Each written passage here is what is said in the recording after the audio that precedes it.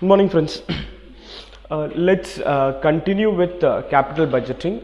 Let's just kind of go through what we have done in capital budgeting till now. We started with investment decision, that is to understand how an investments would be made. A broad analysis was classifying cash flows into 4 categories: initial outflow, in-between flow, terminal flow, and consolidation calculation of NPV. In initial outflow, we had 2 items: capital expenditure and working capital. In between flows, we start with revenues, deduct all expenses, PBDT, depreciation, PAT, all of that was done.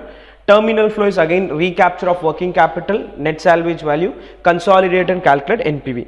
After doing investment decision, we moved ahead and saw something called as replacement decision, life disparity analysis. In replacement decision, you sell an old asset and buy a new asset in its place. So you separately analyze old asset, separately analyze new asset, and find the incremental cash flow. In case of life disparity, we bring in a concept called as EAB or EAC for the purpose of decision making: equated annual benefit or equated annual cost. When the life of the 2 projects is different, our analysis will be done with the help of these 2 items: equated annual benefit and equated annual cost. After doing this EAB and EAC part, we saw a technique, we saw an item called as project based approach versus equity shareholders approach. Basic thing is the evaluation of a project can be done from 2 point of view. One, only from equity shareholders point of view. Second, equity shareholders plus term lenders. For whomever you are doing the evaluation, any cash flow between the company and that party is to be ignored. So repayment of loan will be ignored if you are doing long term funds, but will be considered if you are doing equity shareholders approach. Last class we had started with capital rationing. We did a problem. So capital rationing is basically like in costing we learned something called as a limiting factor. There are 4 factors of production: men, material, machine, money. Any of them can be a limiting factor. Men, material, machine analysis is done in costing. Money analysis is done in capital budgeting. So your limiting factor can be money availability, which we learn as part of this. Now in this, what we had done, we are done with question number 1. Today we'll go to question number 2. This is slightly a tricky problem. There is slight bit of an issue also in the solution. As I proceed, I'll explain it. Let's go through question 2 now. Sir, there is a part of question not pending in the last. No. We did one divisible and then we said indivisible you will do it slightly. Indivisible we did. Indivisible we did. Last class we did indivisible. We had done that, no, NPV of surplus cash. We had done combination approach, project 1, project 2, rank 2, rank 3, rank 4. We did together, no? Indivisible is done. Yeah, combination was done. Okay, let's move to question 2. JHK Private Limited is considering 3 projects not mutually exclusive, has no cash reserves, but could borrow up to 60 crores of 10% per annum. So borrowing above this amount is also possible, but it will be at a higher rate of interest. The initial outlay, NPV, everything is given. You are required to comment whether given scenario is a case of hard capital rationing or soft capital rationing. Which project or combination thereof should be accepted if investment opportunities are likely to be repeated. Assume these opportunities are not likely to be available and government is ready to support project Y. Can that be accepted? Please go through the question.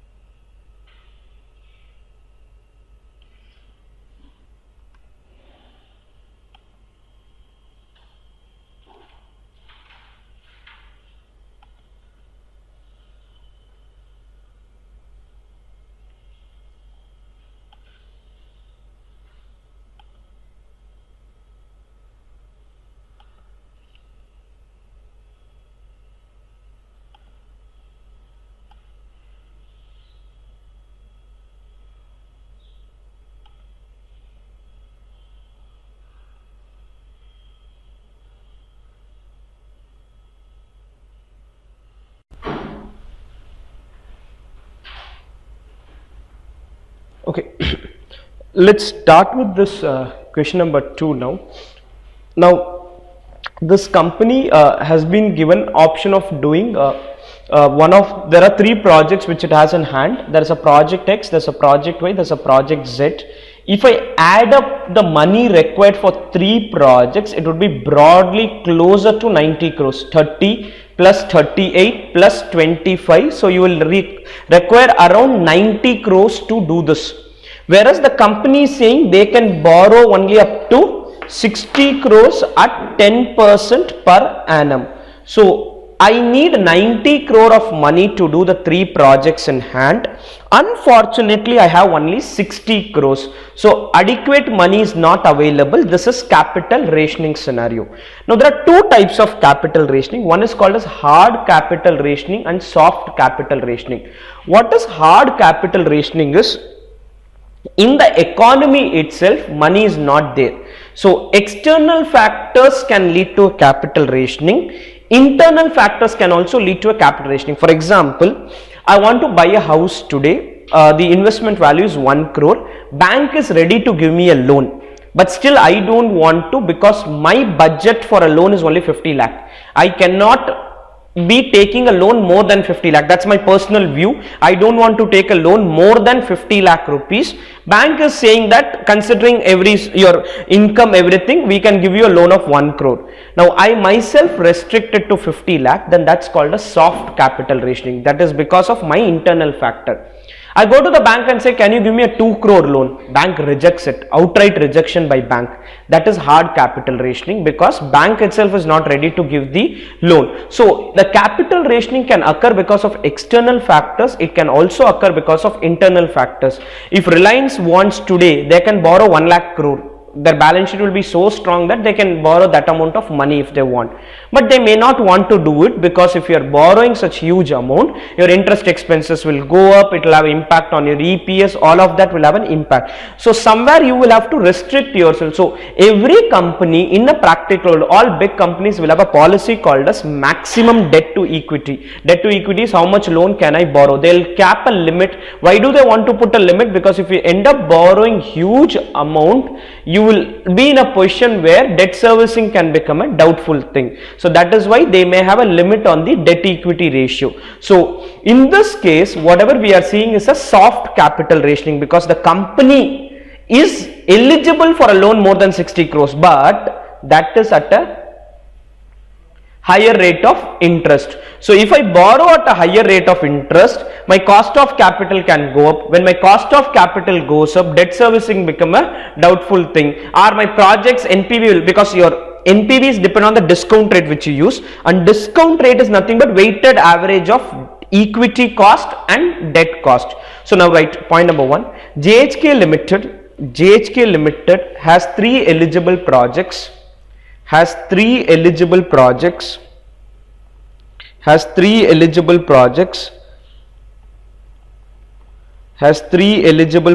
requiring an outlay of 94.4 crores. Requiring an outlay of 94.4 crores. Outlay of 94.4 crores. Full stop. However, the company wants to borrow a maximum of rupees 60 crores. The company wants to borrow a maximum of rupees 60 crores. Full stop. Capital rationing exists. Capital rationing exists as the demand for money. Capital rationing exists as the demand for money. Demand for money in bracket 94.4 crores is more than the supply of money. Demand for money in brackets 94.4 crores is more than the supply of money. In bracket 60 crores. Next point. Hard capital rationing exists. hard capital rationing exists. Hard capital rationing exists when the demand for money. Hard capital rationing exists when the demand for money, when the supply of money is limited, when the supply of money is limited due to external factors,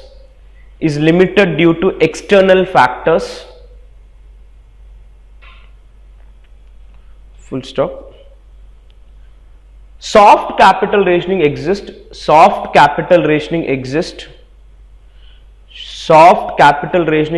when the supply of money is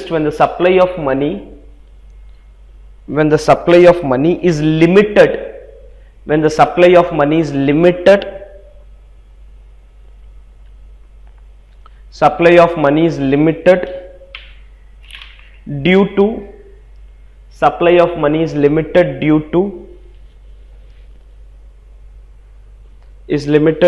to internal factors.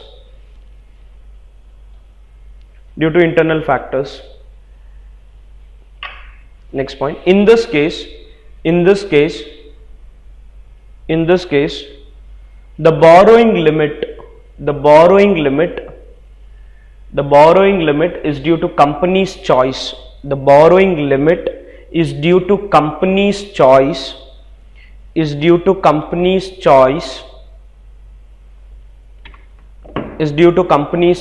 and hence this is a case of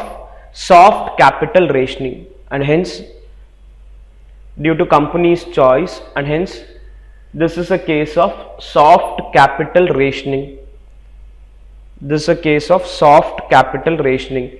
So sometimes I want money but banks are not ready to give.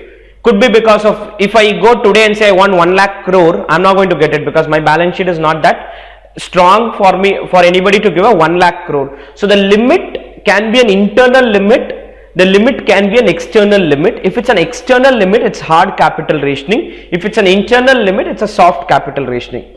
Now, which project or combination thereof should be accepted if these investment opportunities are likely to be repeated in future also? Now listen, if you see the duration of the three are different. One is 6 years, second is 7 years, third is a perpetuity. There is no end to that life. 6 years, 7 years and perpetuity. Now listen, if projects are going to be repeated in future, my decision will happen with equated annual benefit. Why equated annual benefit is we try to calculate what is the per year benefit and then select which projects to take up.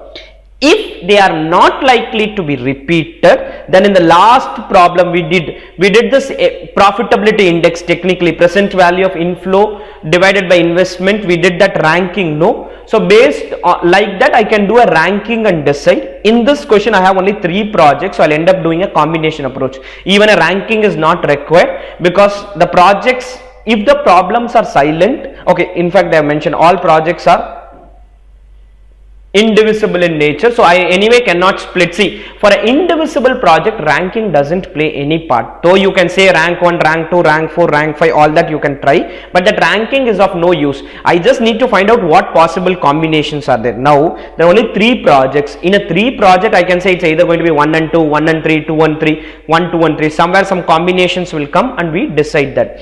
So, as of now, part B would be answered based on EAB. And part C would be answered based on NPV. Your evaluation would happen based on NPV. In part B, I'll tell you what institute has given. I have a confusion with one part. I have tried understanding but I couldn't get it. So I'll explain that confusion as we proceed. Working note B, selection of projects if they are likely to be repeated. Selection of projects if they are likely to be repeated.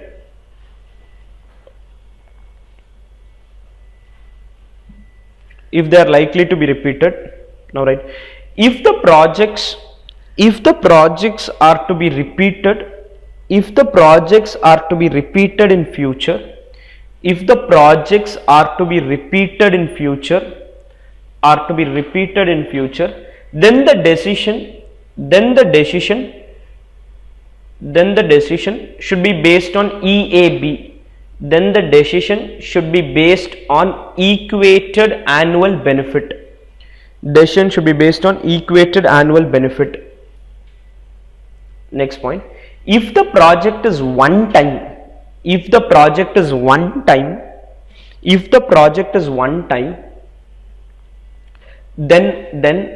the decision is based on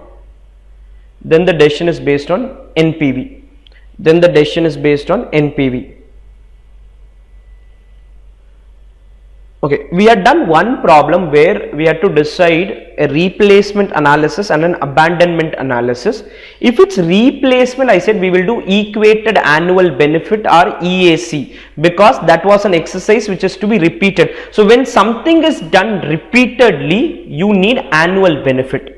When something is done only once, then there is no concept of annual benefit. Give me the NPV of that project, whichever gives me better NPV, that, because I don't have any other investment opportunity. Repetition is going to happen, then get the annual benefit or annual cost. Now calculation of EAB.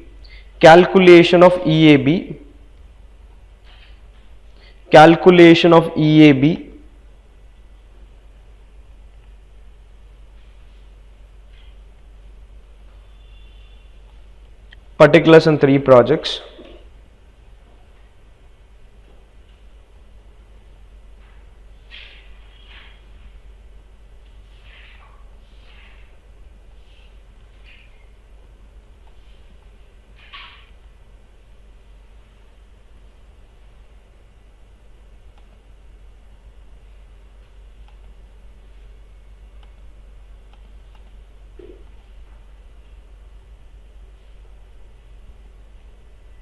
Particulars in 3 projects. Point number 1, NPV.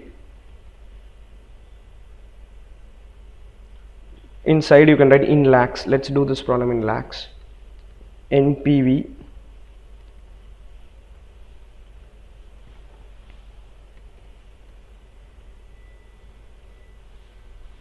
NPV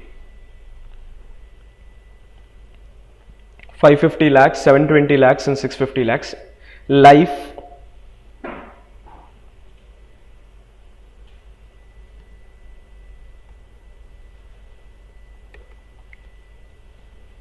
6 years, 7 years and perpetuity. Life 6 years, 7 years and perpetuity.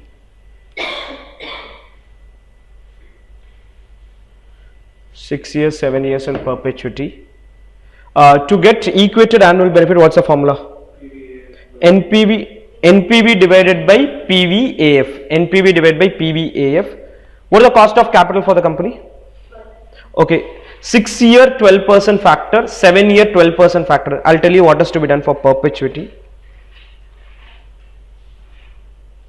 We will need the 6 year factor and 7 year factor. 6 year factor,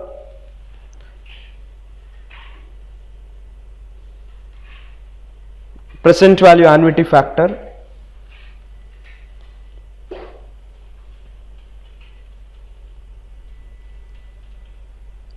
.111, 4.564. Okay, when it comes to perpetuity, technically I don't have an end, so I can keep going like this for any number of years. I don't see an end to a perpetuity, so I can keep writing this for multiple years. We don't see when will the perpetuity kind of end. So what we do in case of a perpetuity is the present value annuity factor. If at all somebody wants to value, the value of perpetuity used to be like this: perpetuity amount divided by rate of interest, or divided by the cost of capital, divided by KE, and that perpetuity amount is the annual benefit which the project is generating every year. The perpetuity amount is nothing but the every year cash flow. Perpetuity amount D1 by KE minus G. So D1 is the amount which we have to generate every year. Now listen, equated annual benefit. In case of perpetuity, every year the cash flow is this: 650 into 12%. Every year you would be receiving this. How did that 650 came was 78 by 12%. The valuation of a perpetuity is perpetuity amount by the cost of equity. So that 650 of NPV came because of 78 divided by 12%. If somebody wants to write an annuity factor, then it is like this: 1 divided by 0.12. It's 8.333. Technically the annuity factor, that is, see, I have done for so many years, I've just written, this is for 57 years, I get 8.320. There is no end to this, but beyond a point the values now become 0, closer to 0. So if I keep dragging this and keep taking it below, it will reach a stage where you don't have any value. You will not see any value, and we have finally will close at an amount called as 8.333. The present value annuity factor for a perpetuity, if somebody wants to write, technically I cannot write because there is no end to a perpetuity. There is no end to a perpetuity. But if I still want to write, then it is 1 divided by the rate of interest. And indirectly, the equated annual benefit is NPV into the rate of NPV into the cost of capital. NPV into the cost of capital. 650 into 12% is the annual benefit. Every year the benefit is 650 by 12%.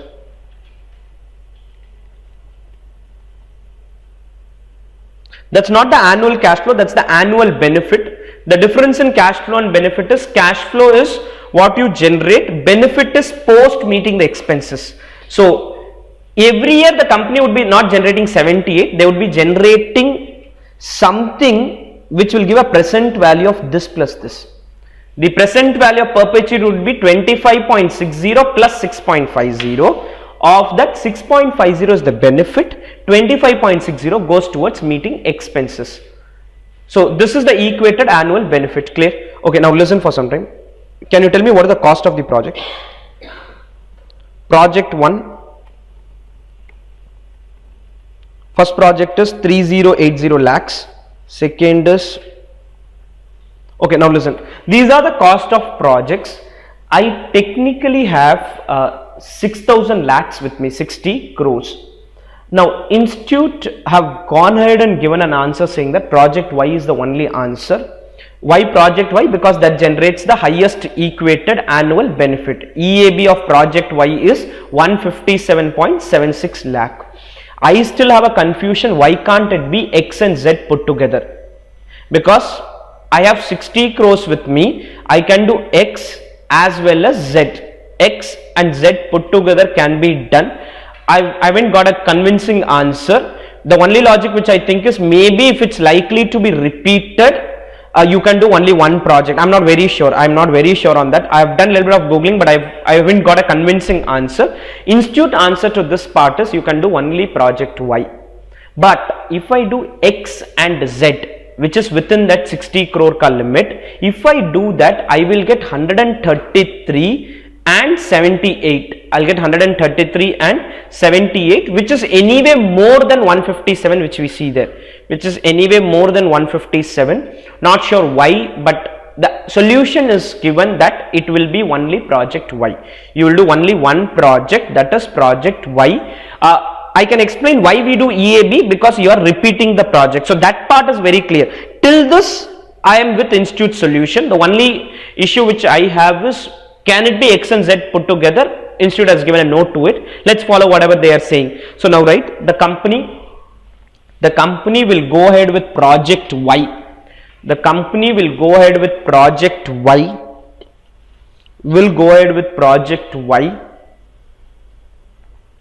As the same generates highest equated annual benefit. As the same generates highest equated annual benefit. As the same generates highest equated annual benefit. So from an EAB point of view, I prefer project Y. Any doubts on this? Okay, listen for some time now. This is as far as part 2 of the question was concerned, when I go by EAB concept. Now, assuming these opportunities are not likely to be available in future, I put a stop there. They are saying not likely to be available in future. If they are not likely to be available in future, then my analysis will happen based on NPV. My analysis will happen based on NPV. I will have to do a combination approach and select which projects are better. Once I do that, there is a rework attached to it. Rework is some subsidy and other part. We'll see what is to be done with that in some time. Now write. Selection of projects if they are not likely to be repeated. Selection of projects if they are not likely to be repeated.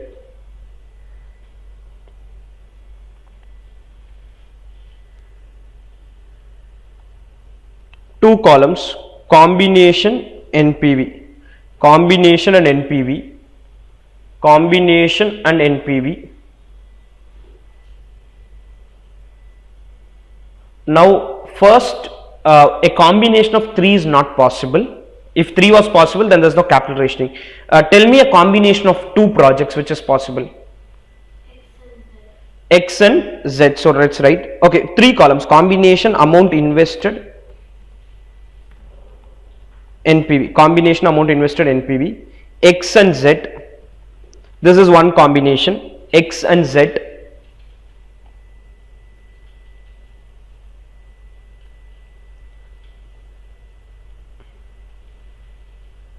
This combination gives me 12 crores of NPV. X and Z, I get 12 crores of NPV.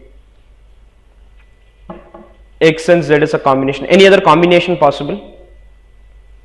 No. Then individual projects, I cannot write X separately because it will become a subset. So only individual project which I will write is Y.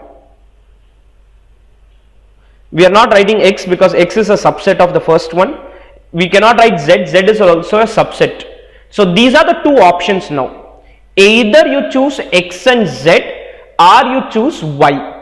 Either go for X and Z or choose Y. It makes logical for me to go with X and Z. It looks logical for us to go with X and Z. Any doubts till this? Any doubts on this?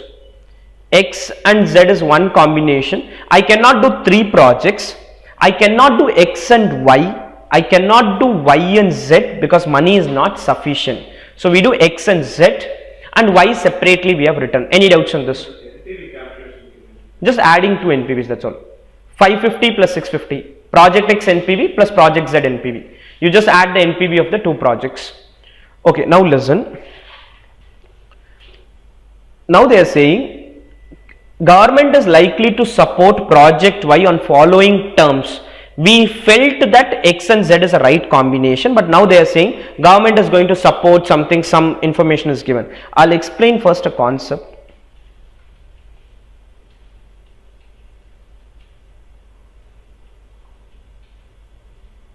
Okay, there's a concept called as adjusted NPV. Now what is adjusted NPV is, when you do your capital budgeting analysis, you do year, cash flow, PVF, you do discounting, calculate NPV, that is called as base case NPV. That's the normal NPV. When I do that analysis, I never check what is the borrowing mix or what is the funding mix of the project. Are we going to borrow money? Are we going to take equity shareholders money and do the project? We don't check that. We do a discounting at WACC, which is the cost of capital of the company. Certain projects can have a favorable funding mix. What is favorable funding mix is, I said I'll discount at 12%. I go to the bank and bank gives me a loan at 7%. Bank gives me a loan at 7%. Now, doing a discounting at 12% for this project will lead to wrong results. If you are doing a discounting at 12%, technically you are doing a mistake. But when I evaluate a project, I cannot change the discount rate. So I normally start my evaluation of the project at the normal cost of capital. Few people say, why do you do at cost of capital? Change the discount rate itself. If you change the discount rate also, it's adjusted NPV. If you go ahead and change the discount rate, then also it becomes adjusted NPV. So I did the normal discounting rate analysis. I got to know the NPV. Now this NPV will change if there is a favorable funding mix. 1. Second, if you put more debt in a project rather than the original debt equity mix, there is a tax benefit angle also, because on the debt you get a tax benefit. So what they say is, Adjusted NPV is base case NPV minus issue cost plus present value of tax shield on interest. What is tax shield on interest? Is whatever interest you are paying on that, whatever is a tax benefit, you will have to add that back to the base case NPV. You will have to add it back. Why we are subtracting issue cost is, if at all I have to do a bond issue and I will incur some flotation cost, that's an extra expense for the company that may have to be subtracted from the base case NPV. So what is tax shield on interest is, you will first find out the interest which you are paying, that into the tax rate is called as tax shield. One is that. Second, the interest rate itself can be less. So there can be two things. One, let's assume I normally borrow at 15%. But in one project I borrowed 12%. Then for this 12% I will write two things for tax shield. One, 12% into the tax rate. This is my saving. 12% into the tax rate is my saving. And another saving is 3% into 1 minus tax rate. Why into 1 minus tax rate is, you were to pay 15%. You are now paying only 12%. So you have saved 3%, but technically I did not save 3. On that 3%, there is a loss of tax benefit, because when you pay extra interest, you have. So if somebody says I take a bank loan at 15%, no, it's not a 15% loan, it's only a 10.5% loan, because whatever interest we pay, there is a tax benefit associated with it. So if somebody takes a housing loan, now let's understand from a practical point of view. If somebody takes a housing loan is not at 8%. If you are eligible to have, you are in a 30% tax slab and you are, it's a let out property, then you get entire interest as a tax deductible expense. So indirectly, if you are taking a housing loan and you are in the highest slab, the interest rate paid by us is only 5.6%. It's technically only 5.6%, because 8% is what you pay to the bank. 8 is the normal rate, 8 to 9 is the range, and you get a 30% tax benefit on that. If you are in the second slab, you get a 20% tax benefit. If you are in the first slab, you get 10% tax benefit. If it's a self-occupied, then the limit is still 2 lakh rupees. Your interest saving is limited to some amount. But technically, when somebody wants to evaluate buying a house versus a letting out of house versus if you are going to buy a house versus a rented house, then when you do your evaluation, indirectly you should assume that you are paying an interest of only 5.6%. Also, if you are living in a rented house, you get HRA benefit if you are a salaried employee. So you will also have to consider what loss is happening, because HRA is getting lost. So somewhere the evaluation has to be specific to a person. You will have to take care of your taxation part and then only do an evaluation. See, assume if I am going to take a housing loan, in fact in a practical world, lot of people buy a house on loan because of the tax angle, because you get tax benefit. They don't do NPV analysis, they are not checking all of that, but taxation is one primary reason why you may go for a housing loan. Suddenly government says there's no benefit of interest, you will see house purchases coming down, because when you get into a job, you start getting a stable income. After getting a stable income, what will happen is you will feel that tax outflow is increasing. So when you want to restrict your tax outflow, you have ATC, but beyond ATC, this is one avenue which is there, where there is no limit. Indirectly, if you are letting it out on rent, there is no limit on the interest outflow. So that can also reduce my taxable income. So from a practical point of view, tax is one major parameter which goes into any decision making. So if my normal rate of interest is 15%, this is my normal, but I get a lower rate. Maybe the bank knows me, or my dealings with the bank are very good, my past transactions have been very satisfactory. I get it as, our government gives me some subsidy. Government has some scheme because of which I get a subsidy of 3%. So if I am getting it at 12%, I indirectly, from a tax angle, 3.6% is the saving here. 3.6% is the saving here, and a notional saving of 2.1%, assuming a tax rate of 30%, assuming a tax rate of 30%. So indirectly you save this amount. Now this amount will be added to the NPV. This is the annual benefit. This is not a benefit for the entire years put together. This is an annual benefit. So you will calculate the annual benefit multiply it with annuity factor, and then add it to the base case NPV. The base case NPV is computed without considering the funding mix. Clear? Okay, few authors indicate that this part is illogical. Why it's illogical is your WACC, when you consider, no, the WACC is post-tax cost of debt, post-tax cost of equity. So already WACC considers the tax benefit. See, how do I consider tax benefit on interest is your year cash flow PVF, there's a discount rate which you use. The discount rate, if you use a lower discount rate, you will get a higher NPV. If you use a higher discount rate, you are going to get a lower NPV. And now the discount rate is equal to WACC. At IPCC, you would have learned that WACC is a weighted average of debt and equity cost, and when you do that weighted average calculation, the cost of debt used to be after tax cost of debt. The cost of debt used to be after tax cost of debt. So as a logic, it may look like that we may end up doing double counting of this if the tax benefits were already considered while calculating it. We don't have any data, so in this question I'll consider these two savings. What are the two savings? One, if you have a lower interest outflow, the saving is lower interest into 1 minus tax rate, and whatever you are paying, that is into tax rate. Clear? Any doubts till now? Okay. Another thing is, okay, you will learn it in some time, that something called as RADR approach. What happens is a project will have multiple types of cash flow. It is not a single cash flow.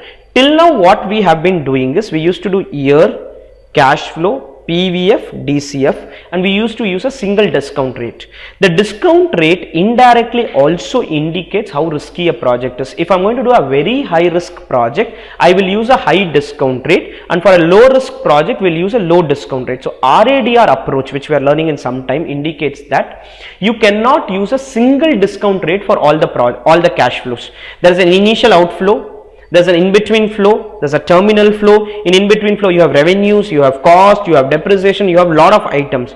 That approach said that the discount rate can't be same for everything. So you will have to separately discount different cash flows. So adjusted NPV says that whatever tax benefit or tax shield is there, it has to be discounted at pre-tax cost of debt. Why we are discounting them at pre-tax cost of debt is, they are saying the cash flow which comes in will have to be discounted with the risk which is there for the cash flow. A bank will give me a loan at 10% if bank feels I am in a moderate risk.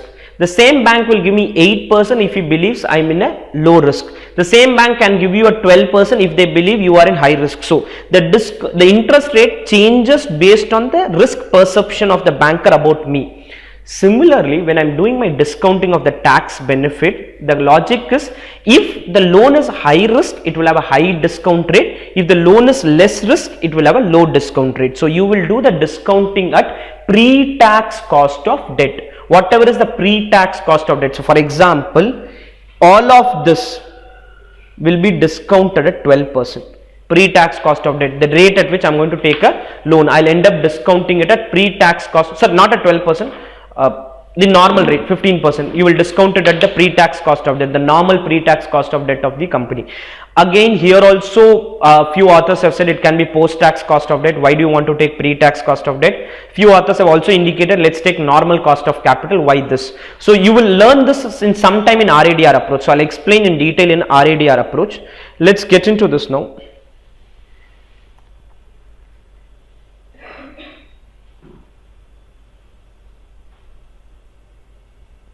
Okay, now write below that combination of X and Z gives better NPV. Combination of X and Z gives better NPV.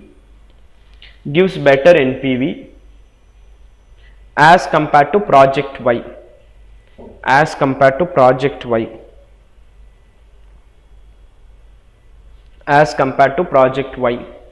Full stop.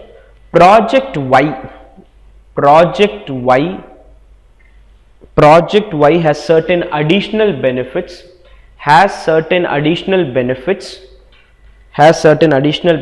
and hence the revised NPV is to be calculated, and hence the revised NPV is to be calculated, and hence the revised NPV is to be calculated.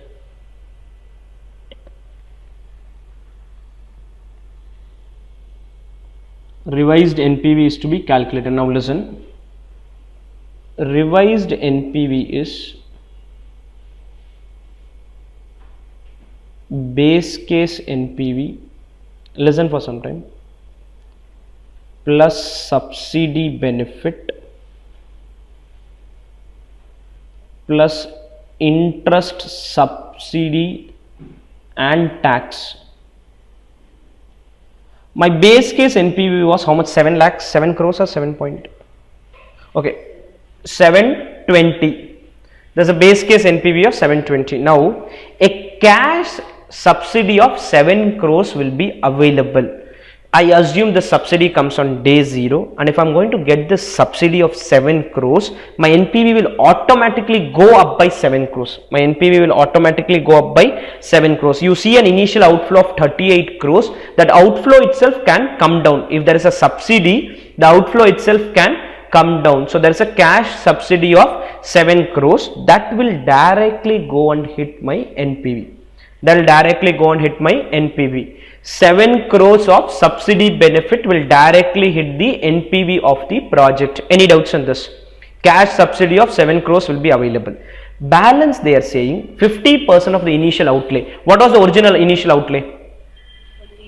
38. Of the 38, 7 is a subsidy. 7 is a subsidy. So balance I am left with 31. In that 31, 50% of them can come at a subsidized rate of 8%. They are saying 50% of the loan can be at a subsidized rate of 8%.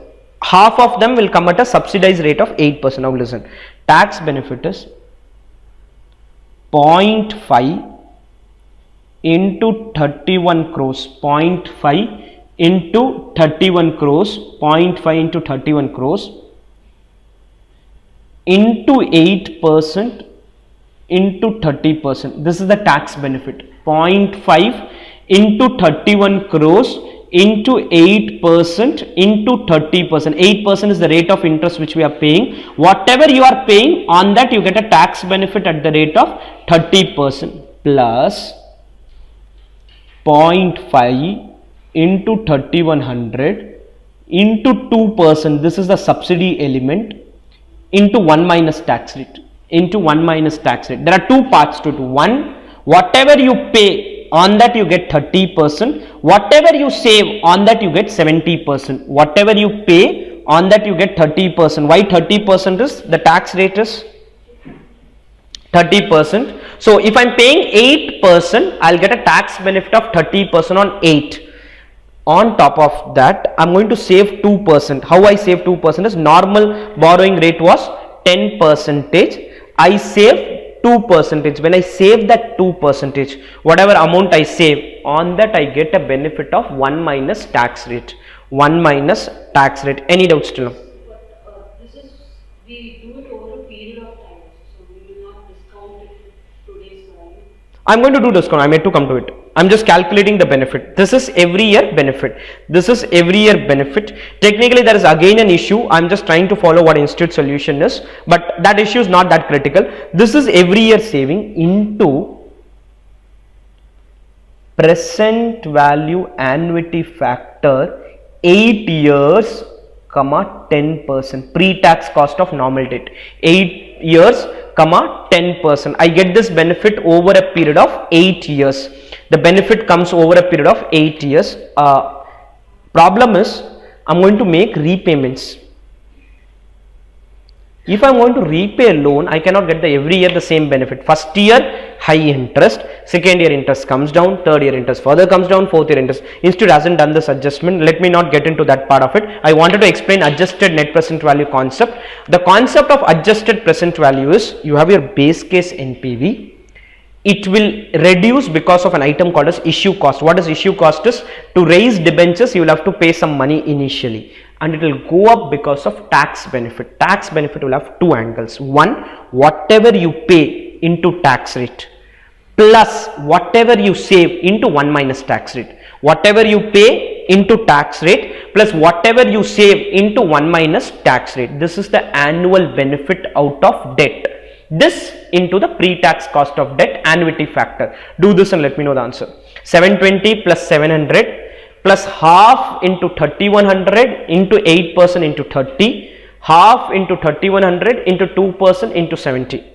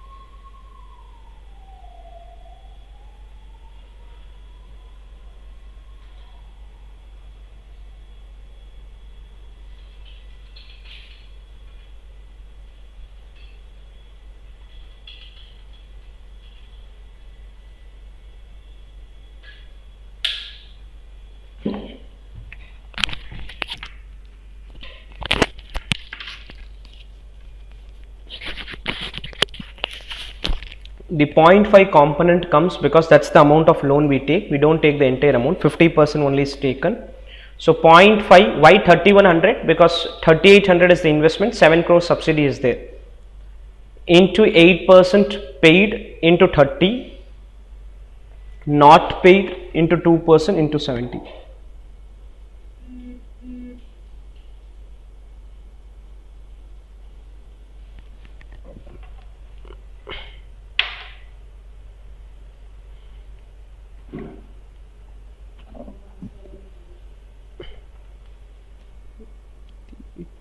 This is 58.9 into what's the annuity?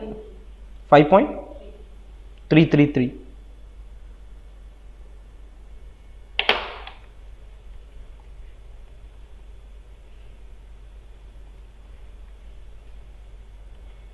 So 1734.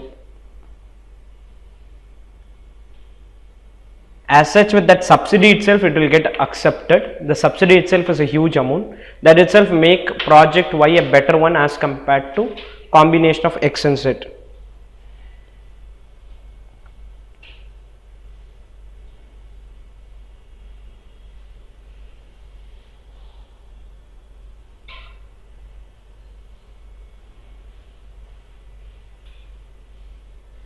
$1734.11 lakhs.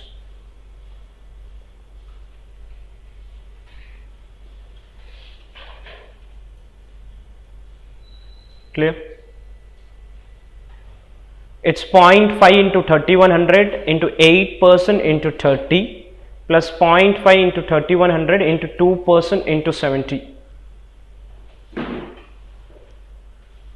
What you pay, on that you get the tax benefit. What you save, on that you get 1 minus tax benefit.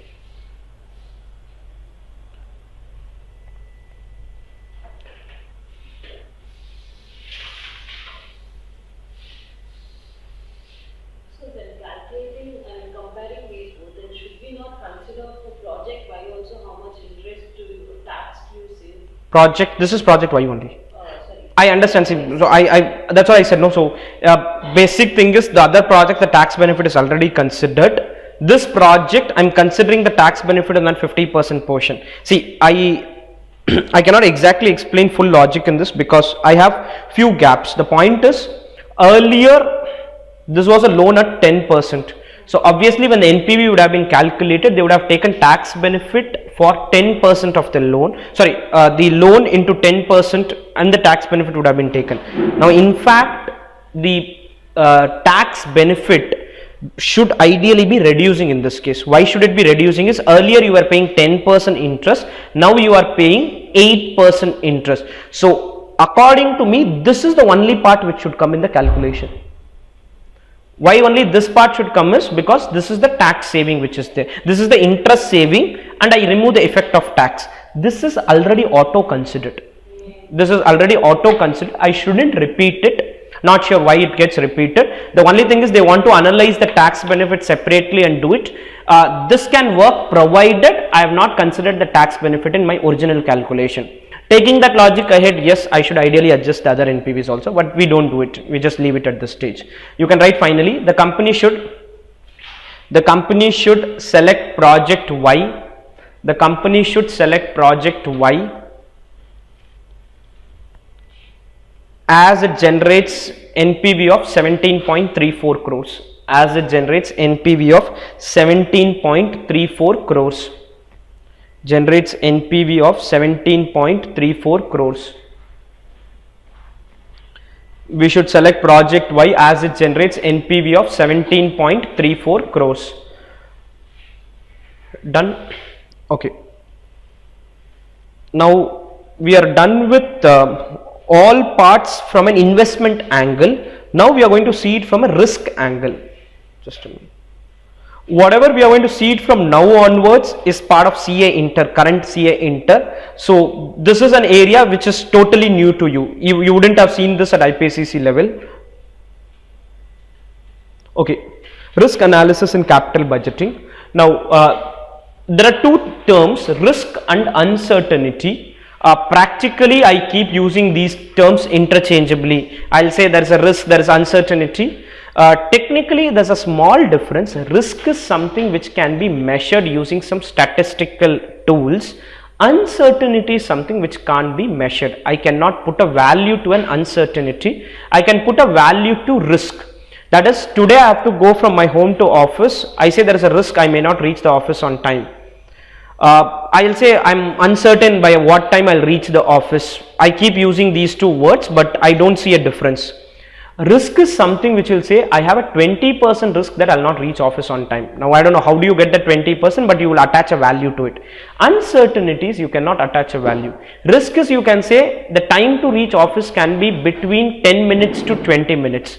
Uncertainties you don't know when will you reach. You can say it can be even 2 minutes, it can be even 200 minutes. That is uncertainty. Uncertainty is something which cannot be measured. Risk is something which can be measured. And we measure risk through standard deviation. Whatever we do in portfolio, we kind of repeat it here. Risk is measured through standard deviation. So risk is something which can be measured.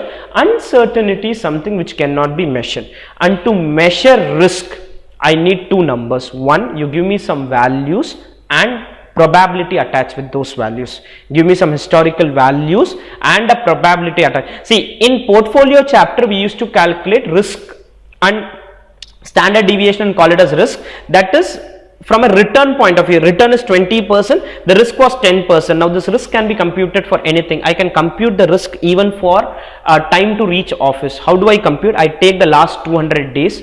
I write the time I have taken for 200 days, do the normal standard deviation calculation. Standard deviation, what you need is, you can calculate standard deviation for anything provided you give me two numbers. One, some past data, and second, a probability. If you don't give me a probability, I'll assume equal probability. So I'll write the last 200 days time. Probability is 1 by 200 for all the two.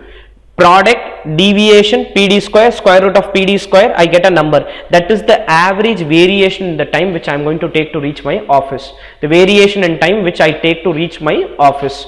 So the same thing, there can be something called as variation in NPV. How much variation can be there on NPV? The first thing which we are going to learn is something called as expected NPV or expected value. What is expected NPV is weighted average of the various possible NPV with probability being the assigned weight. You will do something called as NPV probability product. The total of the product is called as expected NPV.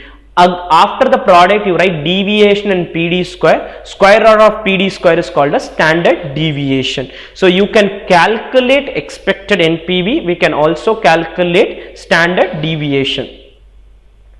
Now come to this page, this is in page 13.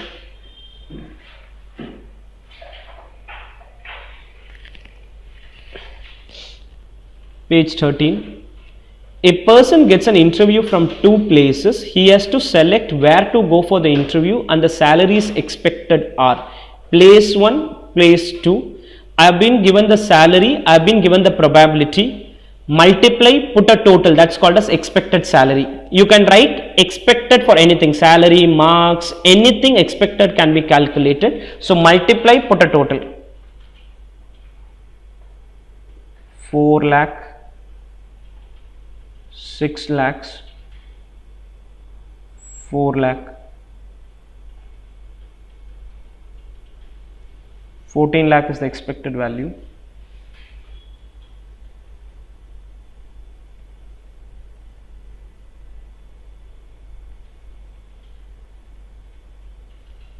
(12 plus 3) 15 is the value.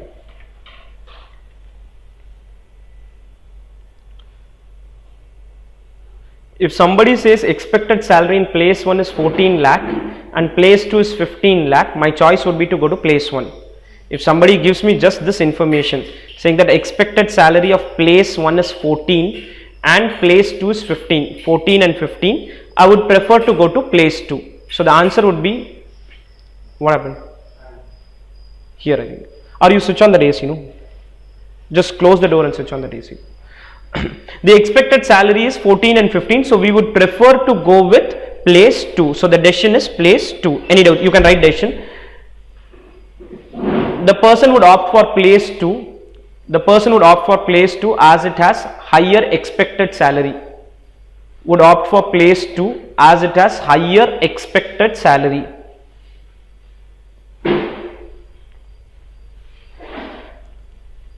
Okay. Without doing standard deviation, I have just done this. Looking at place 1 and place 2, would anyone opt for place 1 still? I gave the expected salary as 14 and 15. Looking at these two numbers, will anyone be okay with place 1 still? And he outright says, I don't want place 2. Somebody says, I don't want place 2. Why will somebody say that?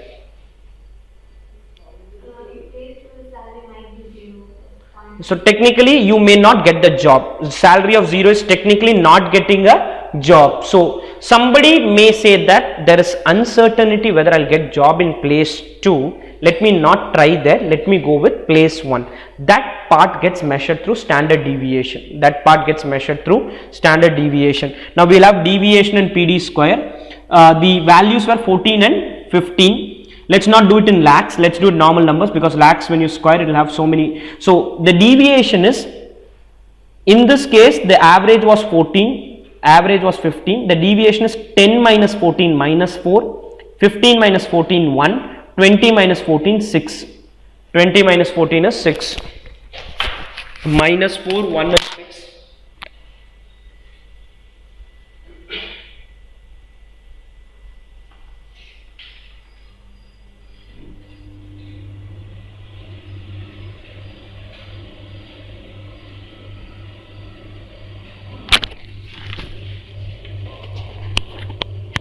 We have an average of 14 lakhs. The deviation is 10 minus 14, 15 minus 14, 20 minus 14, and I'll do a square and multiply with probability. Minus 4 square, which is 16 into 0.4, minus 4 into minus 4 into 0.4, minus 4 square into 0.4.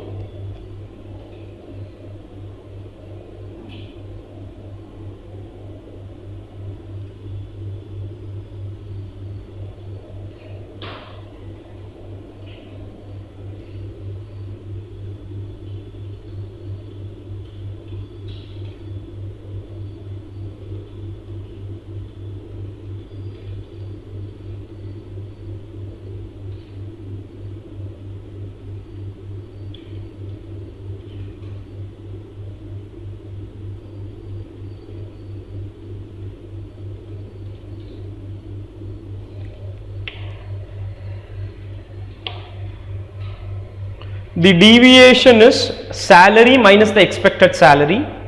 PD square is probability into deviation into deviation. It's 2 times deviation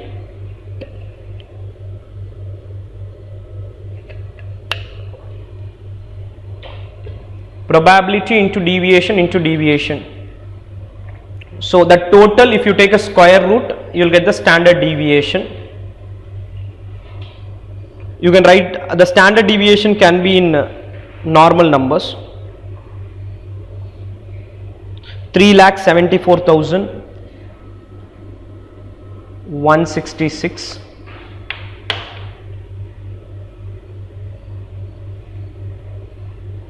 6,70,820. This is the standard deviation we have. The variation is very high in place 2 and low in place 1. So somebody will say, I'll go with place 1 because it has lower risk. It has lower risk. Place 2 technically has higher risk. Why higher risk? Because the standard deviation is high there. You see a higher standard deviation, so people may opt for place 1 because of lower risk. 3,74,166, which is square root of 14 into 1 lakh to write the answer in normal numbers. Why we did in lakhs? Otherwise it will become so many zeros in the calculation. Any doubts on this? Okay. The concept which combines these two, I think we have done this also in portfolio, is coefficient of variation. Coefficient of variation is basically linking risk as well as return. It kind of links both the item. So what you do in this calculation is you end up calculating something called a standard deviation by expected value. Standard deviation by expected value, which is 14 lakhs, 15 lakhs. Standard deviation was 374, 166, 670, and coefficient of variation is standard deviation, risk per unit of total return, risk per unit of total returns. So standard deviation by expected value, it will be standard deviation by expected value.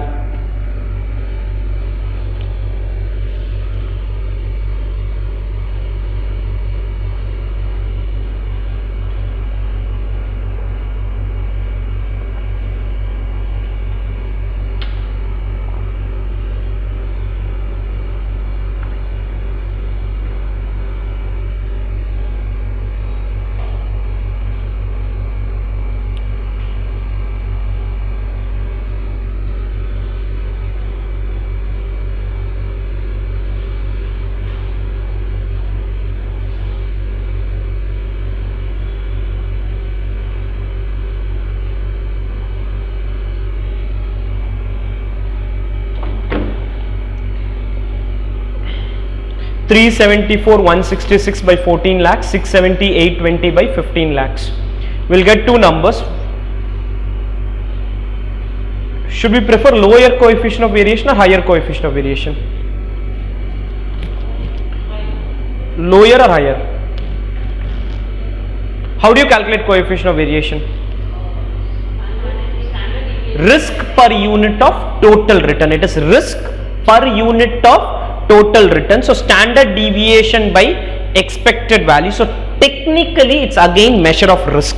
Coefficient of variation is also a measure of risk because you do risk per unit of total return. So I would prefer lower coefficient of variation.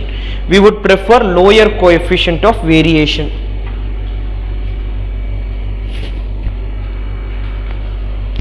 We would prefer lower coefficient of variation.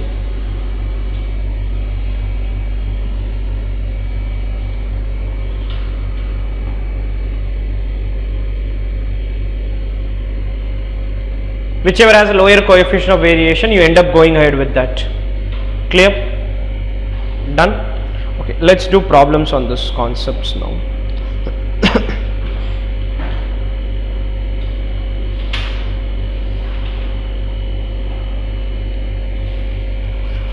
Go through question 1.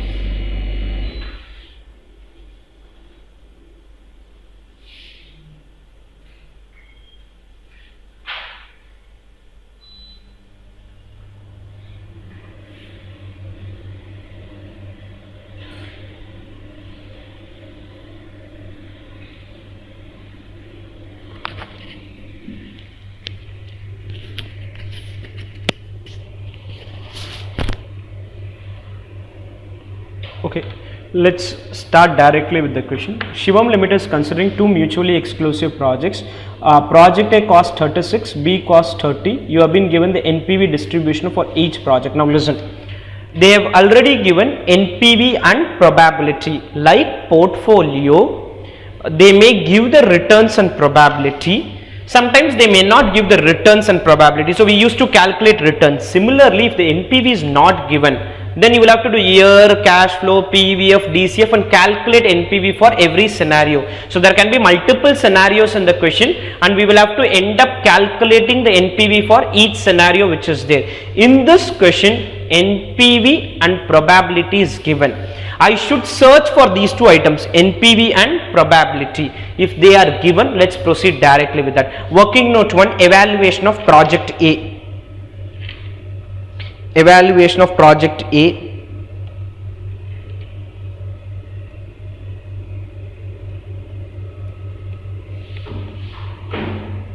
Evaluation of project A. Particulars. Sorry, so not particulars, sir.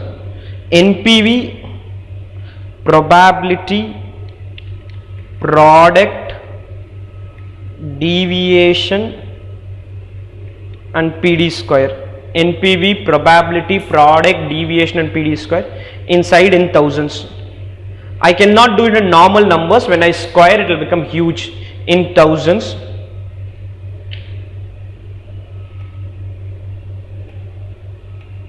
NPV, probability, product, deviation and PD square. Let's write the NPV. 15, 12, 6, 3. 15, 12, 6, 3. 0.2, 0.3, 0.3, 0.2. 15, 12, 6, 3. 0.2, 0.3, 0.3, 0.2.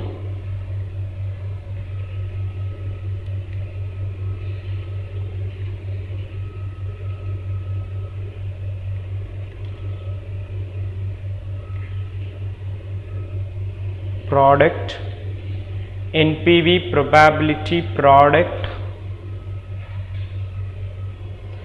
We don't write normal numbers because when I square it will become a huge value. 15, 12, 6, 3. Probability, product you get the product.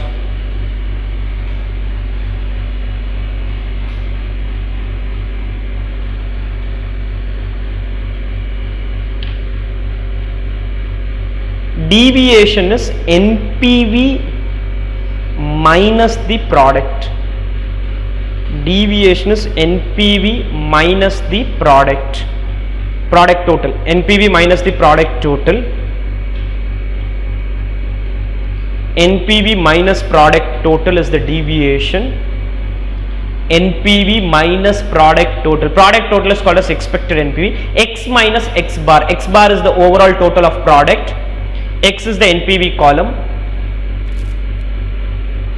Probability into deviation into deviation. Probability into deviation into deviation.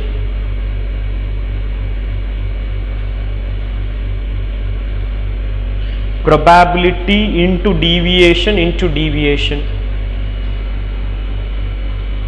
Into deviation into deviation.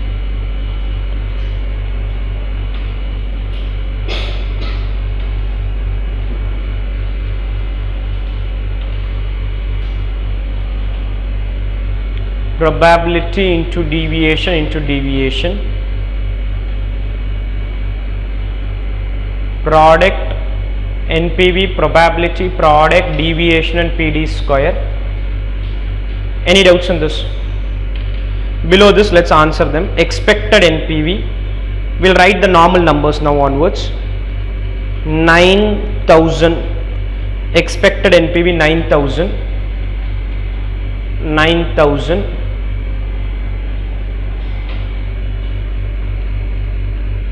Standard deviation, take a square root.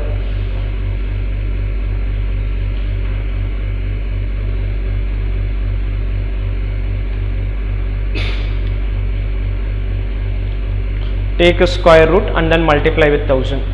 We'll do the problem in thousands, normal numbers now onwards.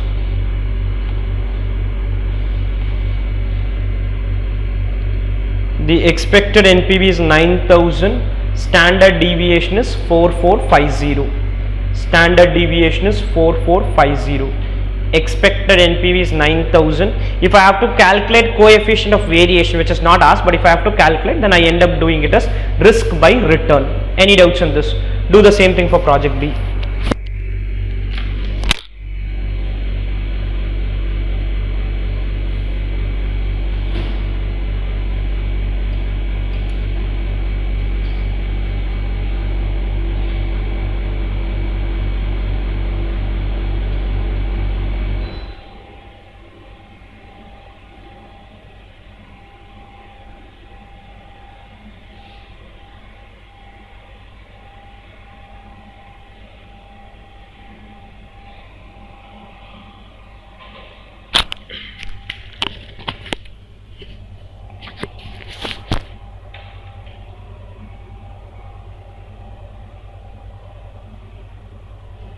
You will end up repeating this for project B.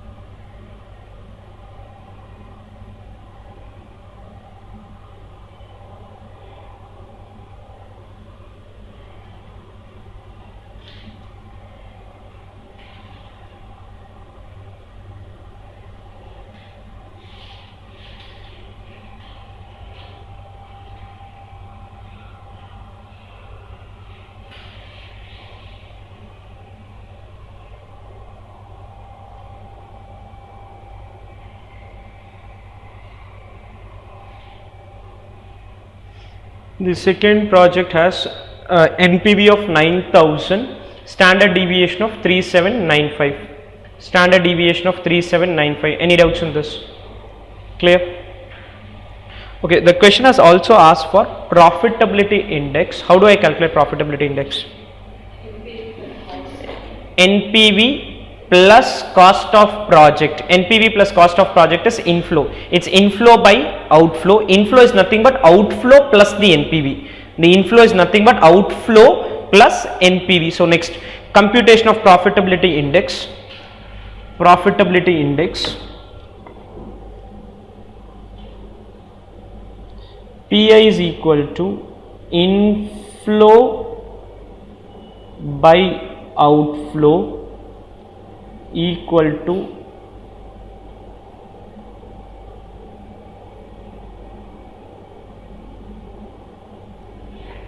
inflow is nothing but outflow plus NPV. Inflow is outflow plus NPV. Outflow plus NPV.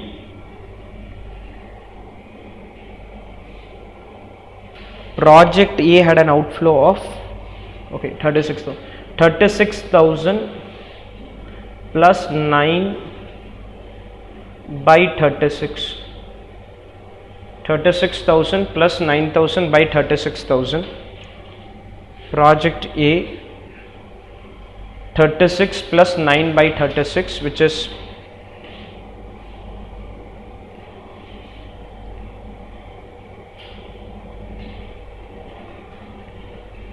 and project B,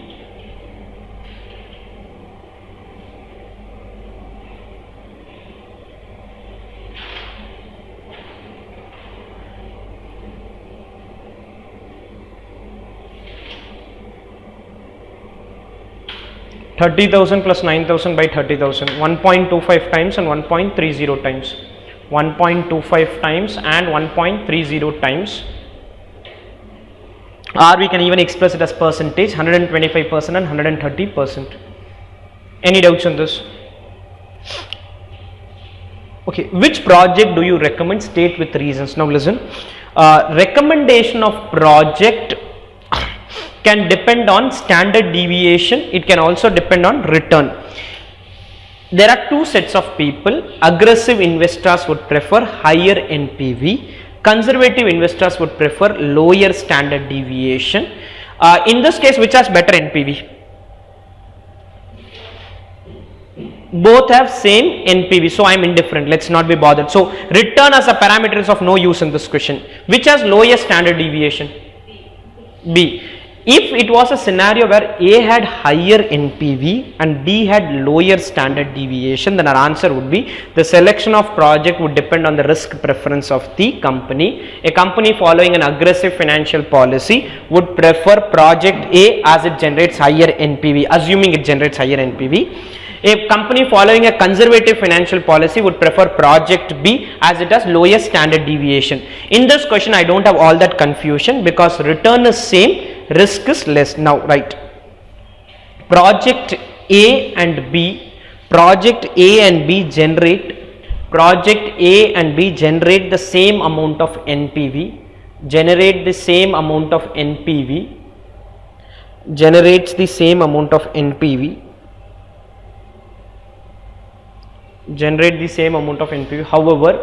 However, project B has lower standard deviation. Project B has lower standard deviation, and hence Shivam Limited should opt for project B. And hence Shivam Limited should opt for project B.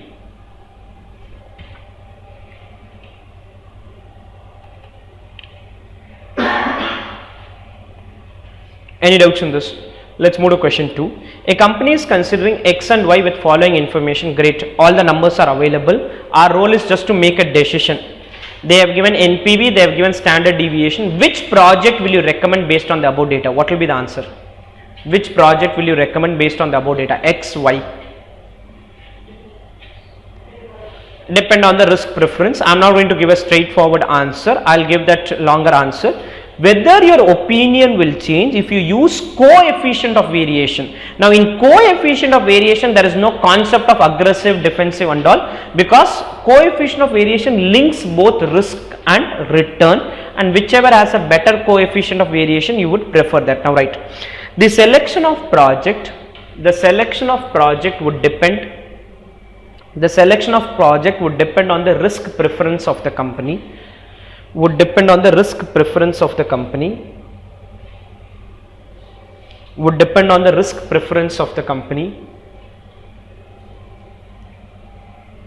Full stop. A company following aggressive financial policy. A company following aggressive financial policy would prefer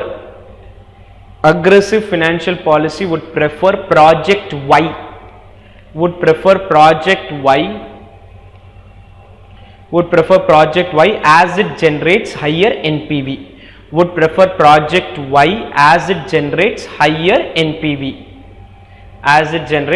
NPV. Full stop. Similarly, a company following a company following conservative financial policy, company following conservative financial policy would prefer project Y. Conservative financial policy would prefer project Y. Sorry, would prefer project X. Would prefer project X as it has lower standard deviation. Would prefer project X as it has lower standard deviation. Now this is if I have to do in a normal way. If I am going to use coefficient of variation, can you calculate coefficient of variation? Next, selection of project on CV, selection of project on coefficient of variation, selection of project on coefficient of variation, on coefficient of variation. Now write CV of project X equal to, CV of project X equal to CV of project X equal to, do the calculation, 90,000 by 122, how many times? 0.74, okay, 74, sorry, 74, and project Y, 0.74 times is project X coefficient of variation, 5.3. Now I don't have a concept of aggressive financial policy, conservative financial policy, all of them go away. We don't have any of those concepts. No conservative, no aggressive. There's no concept of a conservative financial policy or an aggressive financial policy. No concept of conservative or aggressive. Which one would you prefer? Y or X? Y, lower coefficient of variation. Company should opt for project Y as it has lower coefficient of variation. Should opt for project Y as it has lower coefficient of variation.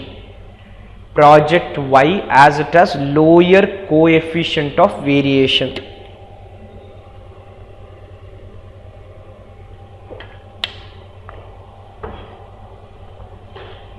Any doubts in this? Okay, let's move to the third question now. Go through the question.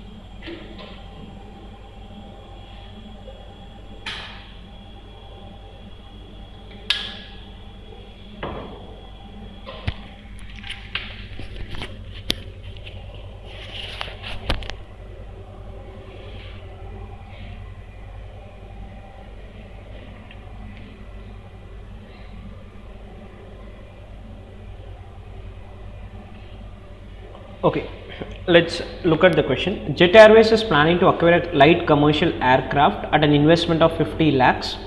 Year 1 cash flows with probabilities are given. Year 2 cash flows with probabilities are given. Year 3 cash flows with probability. Expected NPV and possible deviation. Now listen, they have said expected NPV with. So here is a person who has emphasized on a view stating that when you are doing risk analysis and capital budgeting, you calculate risk as well as return.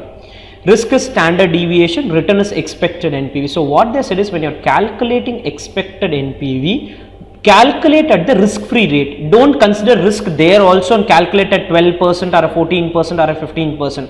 So when you do expected NPV, do it at risk free rate of return, and separately you do standard deviation, which is also separately computed, and then you do whatever analysis you want to do. So one of the view was that you can do it at risk free rate of interest. Now if the question doesn't give you risk free, you will have to do the normal rate of interest only. But the author said that why risk free rate of interest is because anyway you are separately doing standard deviation.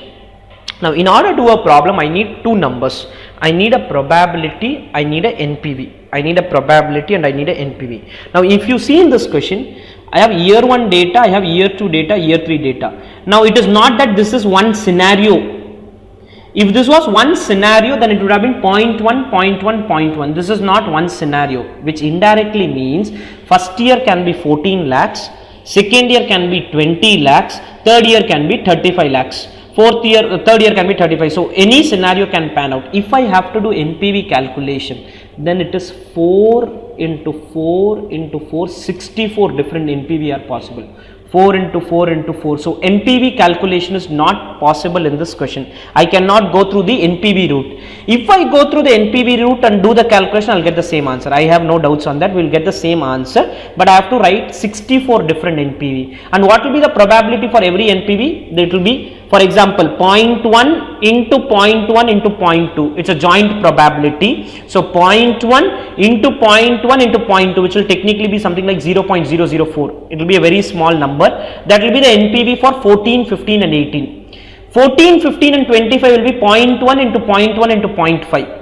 0.1 into 0.1 into 0.2. Like this it will keep going on. So you will have 64 different NPV, which is not possible. So in this case, what we are going to do is, every year I'll calculate something called as a weighted average of the cash flow itself. Every year I'll calculate the weighted average of the cash flow, and then I'll do year, cash flow, PVF, DCF to calculate the NPV. We will do weighted average of the cash flow at every year. When I do weighted average of the cash flow every year, I'll also do something called as a standard deviation of every year. I'll do standard deviation. How standard deviation is going to be calculated? Let's not see that as CFAT. It can be anything. The point when you need standard deviation, it is basically, let's assume distance. I want to measure the distance and calculate the standard deviation. Distance, probability, product, deviation, PD square. The next 4 rows remain same. Probability, product, deviation, PD square doesn't change. Now before that you can write CFAT, you can write NPV, you can write marks, you can write distance, you can do anything. So every year I'll calculate the weighted average of the cash flow and standard deviation of the cash flow. What I will do with standard deviation of every year, we will see later on. If I have to follow approach which we did in question number 1, then I will get 64 different NPVs. I'll get 64 different NPVs, and their probability will again add up to 1 time. The probability of those 64 NPVs will add up to 1 time. But getting 64 NPV is a difficult task, so we cannot do that. Working note 1, computation of expected cash flow and standard deviation. Working note 1, computation of expected cash flow and standard deviation of year 1. Computation of expected cash flow and standard deviation of year 1. And standard deviation of year 1. The headings remain same. You can just do inside in lakhs. CFAT, probability, product, deviation, PD square. CFAT, probability, product, deviation and PD square. Probability, product, deviation, PD square is same across portfolio chapter and here. It is just that before that you write CFAT, there before that we used to write returns. Now let's capture the numbers they have given. 14, 18, 25, 40.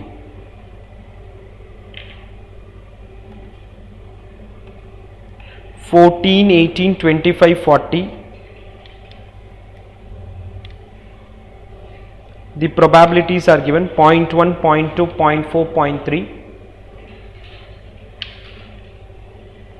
It's the same thing, repetition of same thing. Earlier you used to do it at an NPV level. Now we do it at a cash flow level.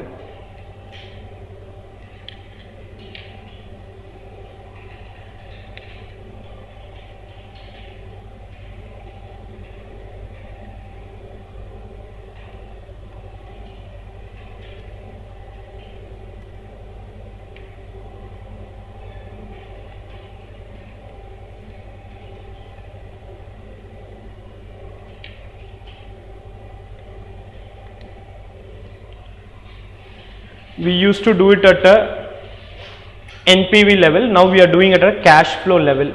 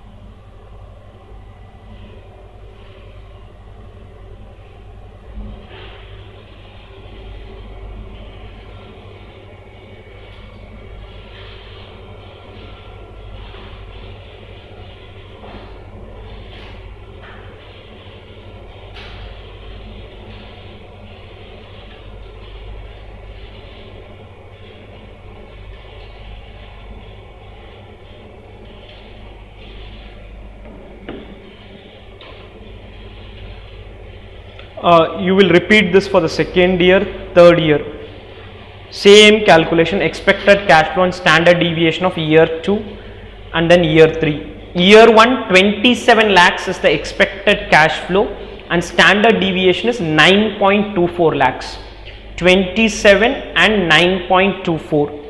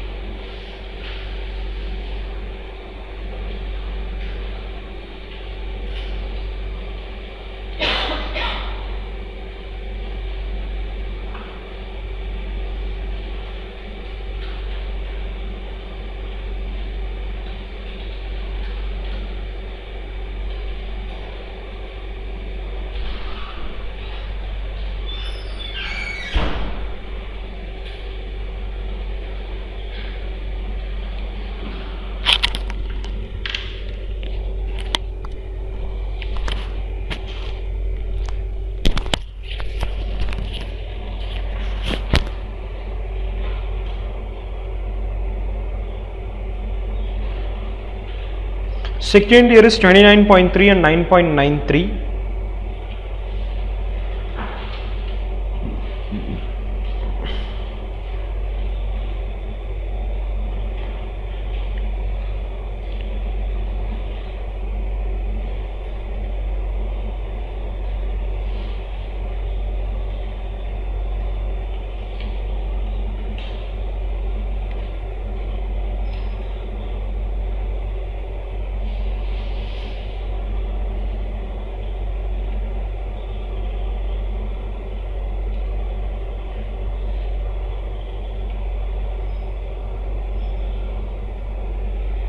Last year is 27.9 and 8.62. Any doubts on this? Any doubts on this numbers? Clear? Can you proceed? Okay. Working note 4. Computation of expected NPV. Computation of expected NPV. Expected NPV. Computation of expected NPV, normal format, year, cash flow, PVF at 6%, DCF again in lakhs, year, cash flow, PVF at 6% and DCF, year, cash flow, PVF at 6% and DCF, 3 years. Year, cash flow, PVF at 6% and DCF, year 0, 1, 2, 3. What was the initial outflow? Minus 50. First year expected cash flow is 27. Second year is 29.3 and third year is 27.9. 27, 29.3 and 27.9.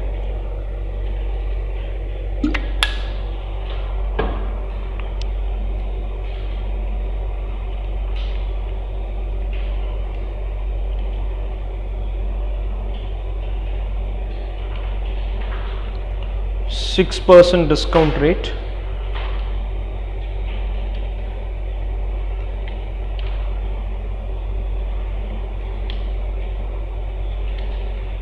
%6 discount rate, end up multiplying, get the NPV in the normal way.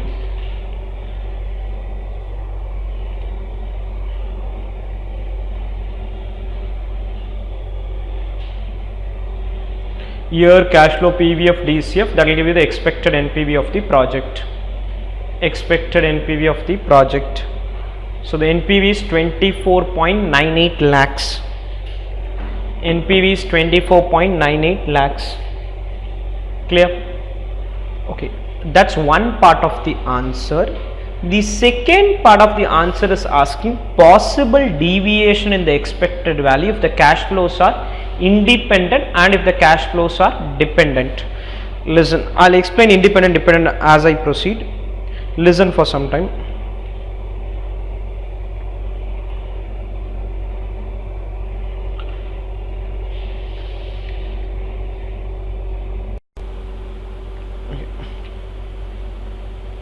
Computation of standard deviation. So we'll just do the standard deviations. Okay. Now every year we computed the standard deviation. I need those numbers to do the standard deviation. What was the first year standard deviation? 9.24. Second year 9.93. Third year 8 point. Okay, listen for some time now. Now what logic we are bringing in is, I anyway calculate the standard deviation for every year. If I add the standard deviation of every year, I get the standard deviation for the overall project. The only thing is you cannot just do a normal addition because they are at different time. So I will have to again employ the discounting technique. I do that, I put a total here. Parallelly, I also do one more thing called as DSD square, which is discounted standard deviation square. I have done a square of this, I put a total of this, and I take a square root of this also. Just a minute. So you had calculated standard deviation for every year. You cannot add them as it is. The standard deviations can't be added directly because they are at different points of time. So you do the discounting technique on top of that. After doing the discounting technique on that, you put a total of that. That's called as discounted standard deviation, DSD. That total is one answer. There's another answer called as square total, take a square root. Mathematically both will not be same. Mathematically both are not going to remain same. Now one of the two answer, one answer is 24.79 and the second answer is 14.37. You do a square and take a square root. The two answers will not match. One is the answer for independent cash flow. Second is an answer for dependent cash flow. You have two types of cash flow, independent and dependent. Now which answer is for what, I'll explain. Independent means what happens is, in an independent cash flow, if first year is 14, second year can be 20, third year can be 35. There is no link between the first year cash flow, second year cash flow and third year cash flow. That's called as independent. Anything can happen in any of the years. Dependent means if you have a bad year, you will continue. For example, if you start with 14, high probability you will have 15 and 18 in the next 2 years. That is, if you have a bad start, you will continue to have a bad years. If you have a very good start, that is 40 lakhs, you will continue to have very good years. So that is called as dependent. Dependent means if first time you succeed, second year also success, third year also success. Now dependent cash flows are considered to be more risky. Why they are considered to be more risky is, if they are high risk, that is, if you get a success in the year 1, then you will continue to get success, which is a good thing. But if you get a failure in the first year, there is no possibility of recovery because you will continue to have a failure. So if you get a bad year, you will continue to get a bad year. Whereas in independent, good, bad will keep coming in together. So because of that, what happens is, the deviation in their NPV will be very less. Why will it be very less is, you will have a combination. You will have 14 plus 20 plus 35, one NPV. 25 plus 20 plus 18. Now if you see and calculate 64 different NPVs, the variation in their NPV will not be very high. Why? Because good, bad keeps getting combined. There will be worst also, there will be good also, but the probability of the worst NPV will be 0.1 into 0.1 into 0.1, which will be like very less, 0.001. So the deviation for a independent NPV, independent cash flow, is less. The deviation for a dependent cash flow is very high. The deviation for a dependent cash flow is very high. Able to understand this? Independent low, dependent is very high. Why dependent is considered to be more risky is, if you start with a bad year, be ready to face bad years continuously. If you start with a good year, be ready to face good years continuously. That is the thing. So getting a good year is great, but if you start with a bad year, things will go tough. So that is why the deviation in the NPV, what we are calculating is the deviation between the upper limit and the lower limit with the probabilities. So the deviation for a dependent, so the answer, this is dependent and this is independent. Dependent cash flows and independent cash flows. So one is the answer for dependent, the second is the answer for independent. Independent is considered to be of lesser risk because you can have a scope for recovery. Clear? So year cash flow PV of DCF, year standard deviation PV of I cannot have a year 0 because there is no standard deviation for that. If technically I can have a standard deviation for year 0, I will write that also. So year standard deviation PV of discounted standard deviation and DSD square. Do this.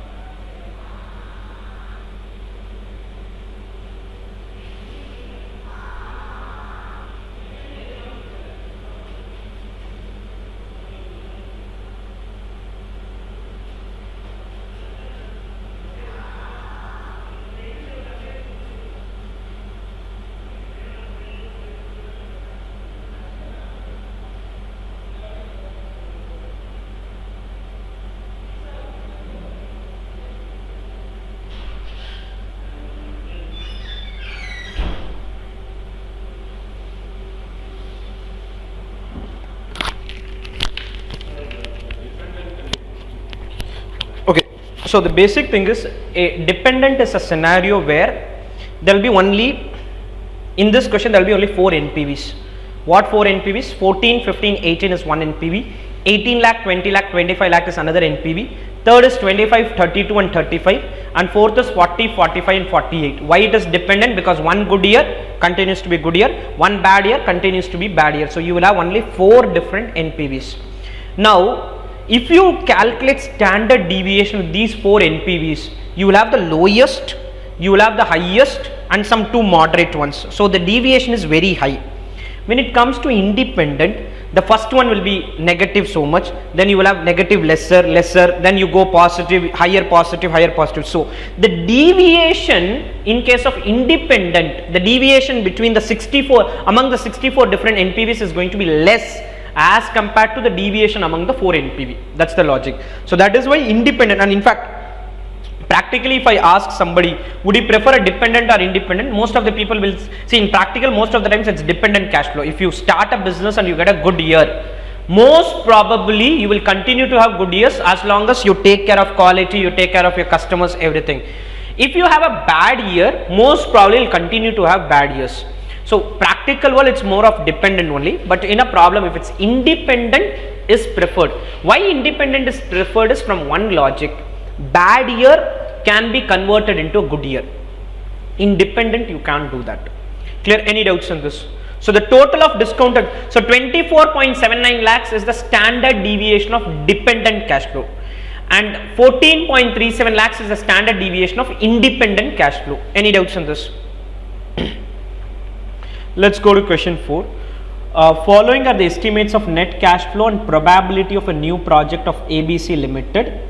Probability, initial investment, inflows, estimated salvage value, required expected NPV, best case, worst case, probability, standard deviation, coefficient of variation, and some discount rate. Just go through the question. Please go through the question.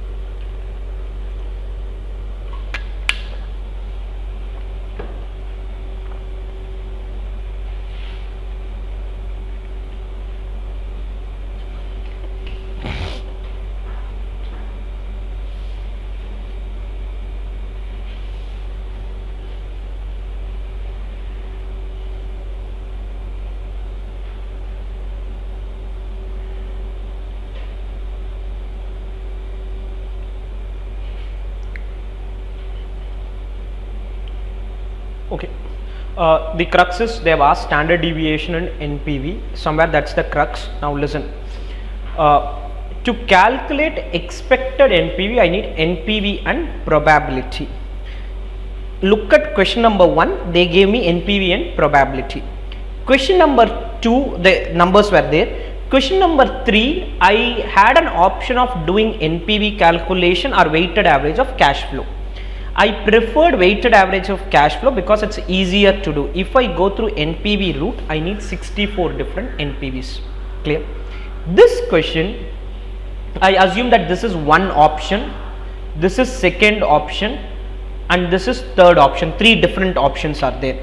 If somebody tells me that first year can be 1 lakh, second year can again become 1,10,000, third year can become 1,20,000. If it is not dependent on each other and it's independent, technically you will have 243 different NPVs. That is, year 1 3 answers are possible, year 2 3 answers are possible. So 3 into 3 into 3 into 3 into 3. So technically I can end up calculating if they are independent in nature.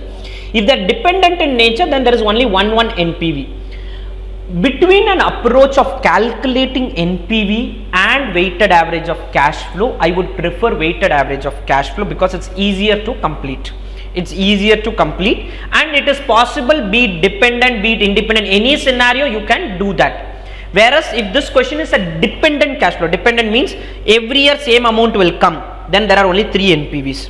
If it's independent in nature, then there are 243 different NPVs. So our preferred approach would be to compute weighted average of cash flow and standard deviation for every year. That's the preferred approach for any question. Then I can do that and get an answer, but the question also asks for something called as a best case and worst case NPV. Best case and worst cases among the different NPVs, which has the highest one, which has the lowest one. If this question had originally says these are independent cash flow, technically I have to calculate 243 different NPV and tell them which is the best out of the lot, which is the worst out of the lot. Here I need not do 243, I will do only 3 different NPVs. What are the 3 different NPVs? Probability of 0.3 there is a single row, probability of 0.5 there is a single row, probability of 0.2 there is a single row. So this problem we will compute 3 different NPVs rather than doing a weighted average of cash flow. Later on in a rework scenario, you will do weighted average of cash flow. I will explain why I am doing a weighted average there. So let's start. Working note 1, computation of different NPVs. Computation of different NPV. Computation of different NPV.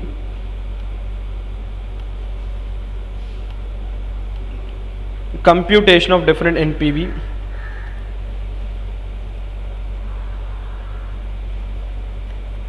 Different NPV.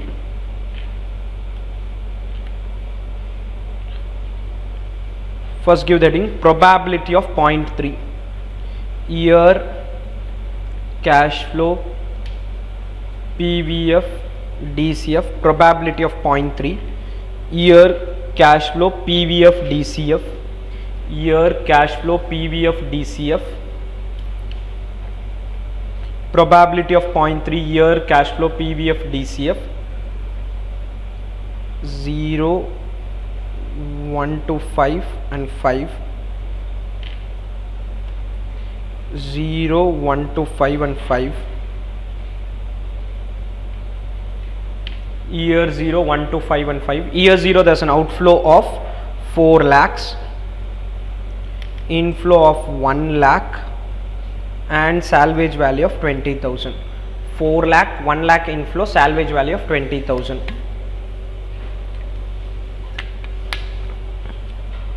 4 lakh, 1 lakh and 20,000. What's the discount rate given in the question? 10%. PVF at 10%. Tell me the 5-year annuity factor. 3.79. Okay, 3.79.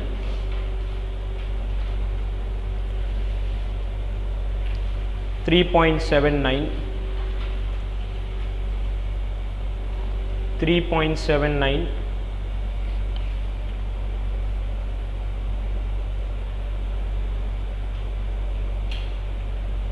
This is 1 NPV.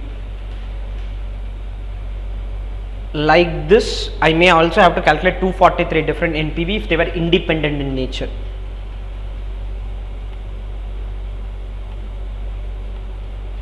If the problem was independent, it would have been 243 different NPVs. Probability of 0.3, this is the number.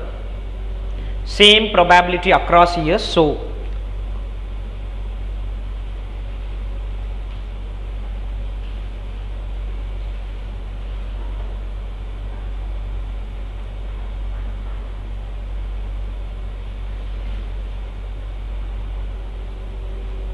probability of 0.3, then we have probability of second is 0.5, probability of 0.5,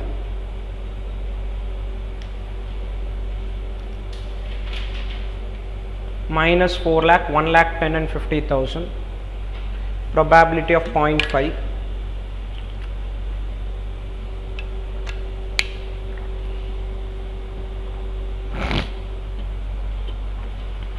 probability of 0.5,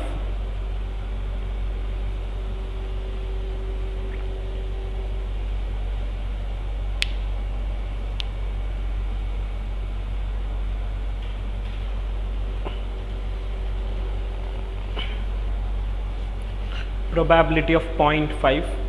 We could have combined this in a single table also. Year, cash flow could have been 3 sub columns, PVF, DCF could have been 3 sub columns. So we could have done that. Probability of 0.5. And the third scenario,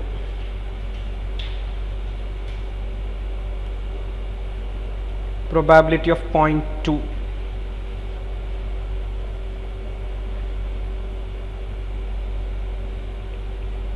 Point 3, 0.5 and 0.2.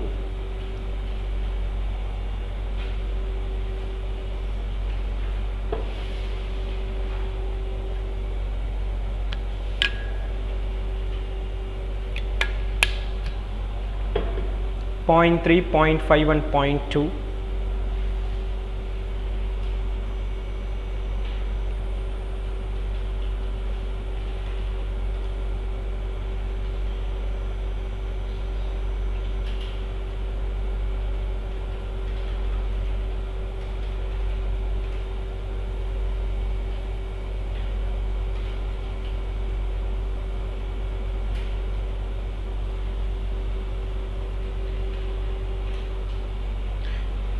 Point 3, 0.5 and 0.2.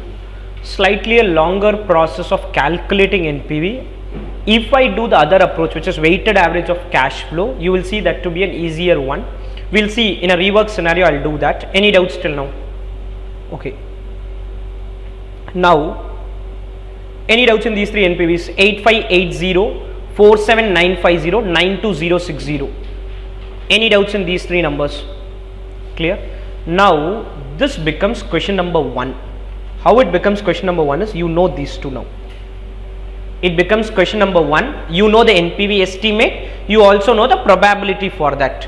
So it is now same as question number 1. So what we will do is NPV, probability, product, deviation, PD square. Total of product is called as expected NPV. Square root of PD square is called as standard deviation. So we have converted the problem into a question number 1 now. We have made it like a question number 1, which is NPV and probability. These two numbers I wanted, I have got them now. I have got the NPV and product, NPV and probability. Any doubts on this? Next working note, computation of expected NPV and standard deviation. Expected NPV and standard deviation. Computation of expected NPV and standard deviation.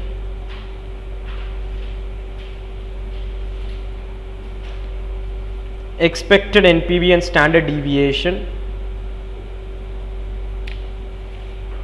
Expected NPV and standard deviation.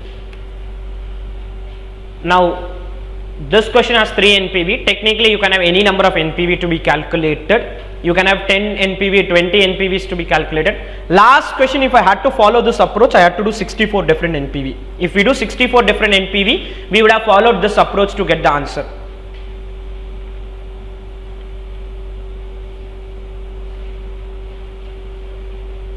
Negative 8580, 47950, 92060. What you do is you write this in thousands, otherwise when you square it will become extremely difficult. Write this in thousands and we can work with 4 decimal in the answer. Write this in thousands. 8.58, 47.95, 92.06. Negative 8.58, 47.95, 92.06. Probabilities are available 0.3, 0.5 and 0.2. Work with 4 decimals in the answer.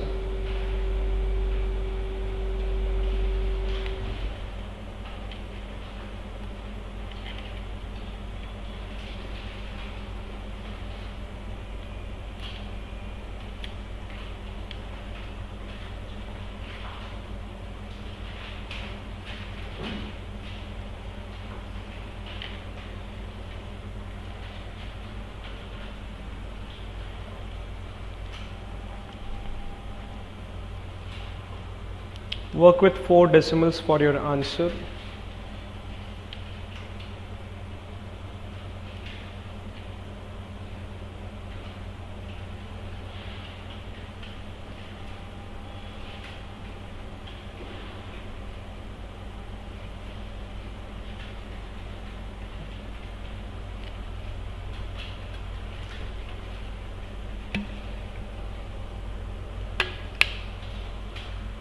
We have converted the question into a question number 1. The question got converted like a question number 1.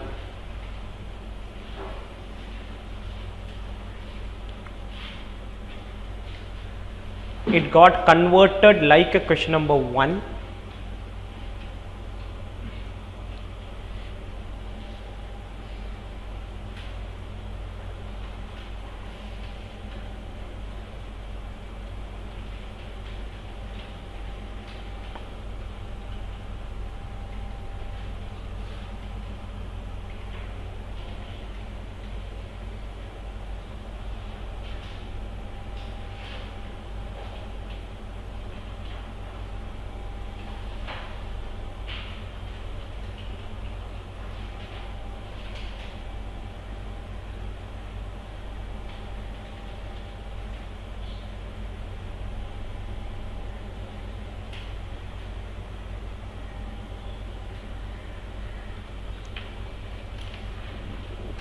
I get these answers. Expected NPV is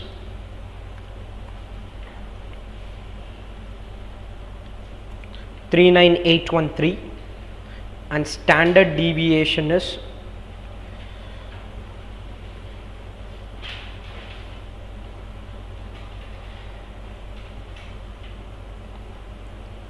35800. Expected NPV is 39813, standard deviation is 35800. 39813 and standard deviation is 35800. 39813 and 35800.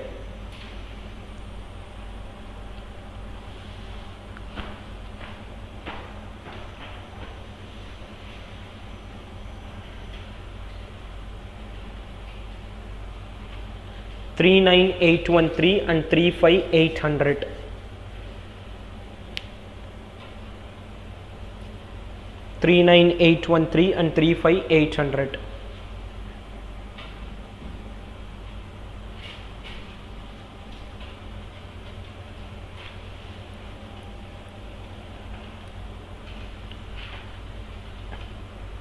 $39813 and $35800. That's the expected NPV and standard deviation. We took a square root of it into 1000 to get it in normal numbers. NPV is 39813, standard deviation is 35800.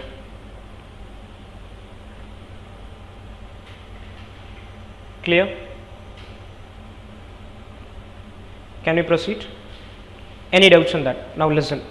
I could have got this 39813 in a very simple manner, but I will not be in a position to answer the requirement of the question. That is, when we did this 1 lakh, instead of writing 1 lakh, technically it is 1 lakh into 0.3 plus 1 lakh 10,000 into 0.5. I am taking a weighted average of the cash flow. Here, that cash flow weighted average 1 lakh into 0.3, 1 lakh 10,000 into 0.5. 1,20,000 into 0.2. Every year if I take a weighted average 1 lakh into 0.3 plus 1,10,000 into 0.5 plus 1,20,000 into 0.2. Similarly, 20,000 into 0.3 plus 50,000 into 0.5, and last year was 60,000. Last scenario was into 0.2. This is one more scenario. I could have done this. If I do directly, I get the NPV 39813. I would directly get the NPV 39813. How will I get standard deviation? Like we calculate, see, in this problem we did know, every year we calculated expected cash flow and standard deviation. So year 1, year 2, year 3, year 4, year 5 expected cash flow and standard deviation is same. And year 5 separately there is another expected cash flow and standard deviation. Year 5 separately there is another, that is on the salvage value. Once you do that, you put it in this format. Year cash flow PVF DCF will give you expected NPV. Year standard deviation PVF discounted standard deviation will give you the standard deviation answer. So this is a easier way of getting the answer. Why we have not adopted this? Because I need to answer an item called as best case NPV and worst case NPV. Best case NPV means which is the highest possible NPV, and worst case NPV. Now let's answer whatever is the requirement of the question. Expected NPV is done. Now write best case NPV equal to Best case NPV equal to 92,060. Best case NPV is equal to 92060. Best case NPV is equal to 92060. Best case NPV 92060. Worst case NPV is negative 8580. Worst case NPV is negative 8580. Worst case is negative 8580. Best case is 92,000 some number. Worst case is negative 8580. Clear? Any doubts? Okay. Probability of occurrence of the worst case if the cash flows are dependent and independent. Now we will understand why I say dependent is less high risky and independent is low risky. They are asking what is the probability of occurrence of the worst case. Which is the worst case? Scenario 1. Okay. If it's what is probability is, okay, when I toss a coin, what is the probability of getting one head? When you get a head, 1 by 2. If you toss 2 coins and you have to get 2 heads, is 1 by 2 into 1 by 2. Technically, in the first toss you have to get a head. Second toss also you have to get the heads. So it is 1 by 2 into 1 by 2. Probability of getting 3 heads in 3 coins is 1 by 2 into 1 by 2 into 1 by 2. So as the number of tosses increase and you say you have to get so many heads, the probability keeps coming down. Now that's technically called as joint probability. So what is probability is probability of year 1 into year 2 into year 3 into year 4 into year 5. Every year this has to happen. We had done a similar thing when we did one venture capital problem where we said what is the probability of a success or a failure. We had done this similarly there. Now listen, what is the probability of worst case as such in year 1, what they have mentioned? 0.3. Now listen, if it is dependent, if it's dependent, first year has a 30% probability, second year has a 100% probability. Why 100% is if you get worst, you will continue to get worse. So there is no concept of a probability after the 1 year. First year 30% chance of getting the worst performance.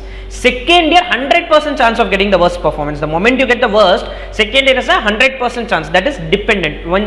Once the cash flows are dependent on each other, first year has a 30% probability, second year has a 100%. If they are independent, first year has a 30% probability, second year again has a 30% probability, third year again has a 30% probability, fourth year again has a 30% probability, fifth year again has a 30%. So the number will be very small. Getting the worst is very difficult in independent because you have to get worst in the first year, second year, third year, fourth year, fifth year. So mathematically the number would be insignificant.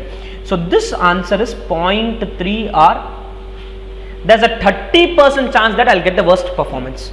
In this case it is going to be 0.00243 or 0.243 percentage. The percentage, it's not even 1%. There's only a 0.243% chance that you'll get the worst. That is why we say dependent are more risky and independent is less risky. In case of independent cash flow, there's only a 0.243% probability that you'll get the worst.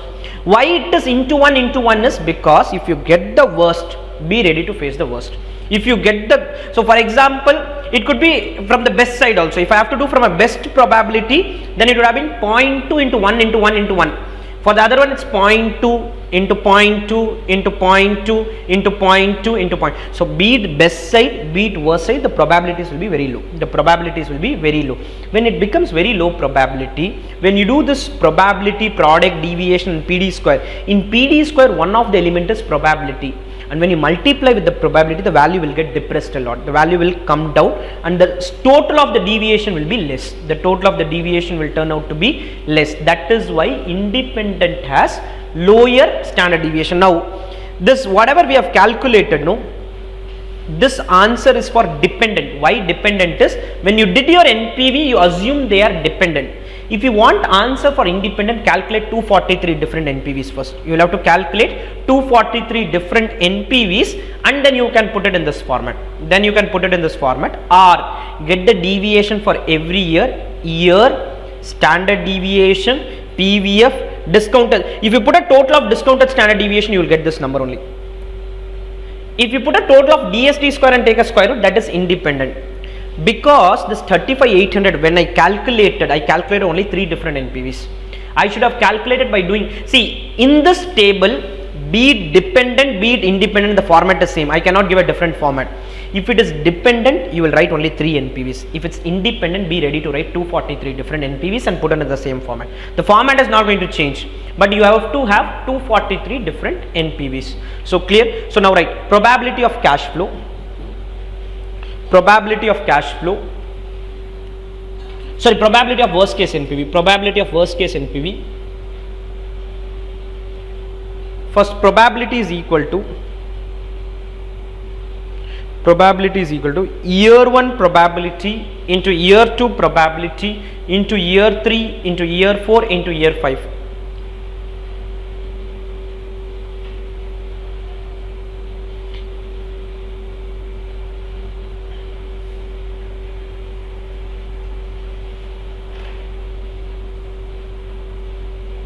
Year 1 into year 2 into year 3 into year 4 and into year 5. If it's dependent, it becomes 0.3 into 1 into 1, that's all. Independent is every year has a 30% chance. Every year has a 30% chance.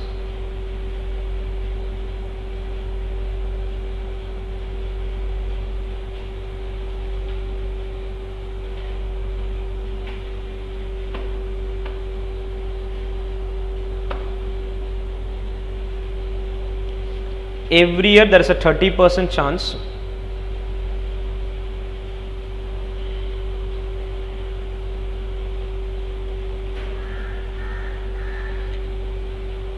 So 0.3 power 5, technically it's 0.3 power 5. That it's only 0.3.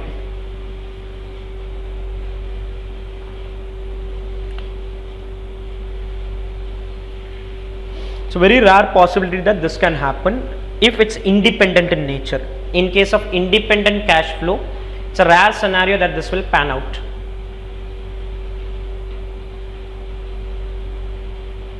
.243%.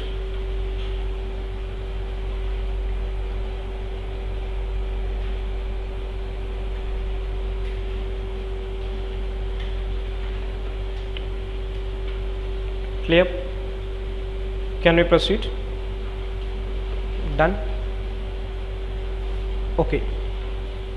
Standard deviation and coefficient of variation. SD is done. You calculate coefficient of variation. Coefficient of variation is equal to standard deviation by NPV. Coefficient of variation. Coefficient of variation is equal to standard deviation by NPV. Standard deviation by NPV.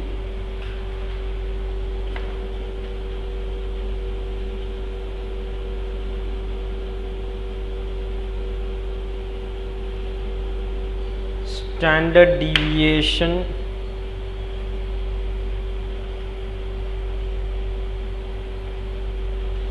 it is 0.90. Coefficient of variation, the risk per unit of return is 0.90. The risk per unit of return is 0.90. Okay, now the question makes another reference stating that coefficient of variation of ABC Limited on its average project is in the range of 0.95 to 1. So normally their coefficient of variation, all projects which the company takes is 0.95 to 1. If the coefficient is less risky is lesser than this 0.95, then 100 basis points are deducted from the company's cost of capital should the project be accepted by ABC Limited. Now listen, the normal discount rate is 10%. You did a 10%, you got the coefficient of variation, everything is done. After getting the coefficient of variation, you find that this is less riskier than the normal projects. How it is less riskier? Because the coefficient of variation is lesser than the normal average. If that's the case, then the policy's 100 basis point is 1% will be deducted from cost of capital. Indirectly they are saying you do the NPV calculation now at 9%. PVF at 9%. Now I will not be doing 3 different NPVs because it's going to be time consuming job. We are going to do weighted average of cash flow. We will do weighted average of cash flow and get the answer. Originally also I would have preferred weighted average only, if not for the best case and the worst case requirement of the question.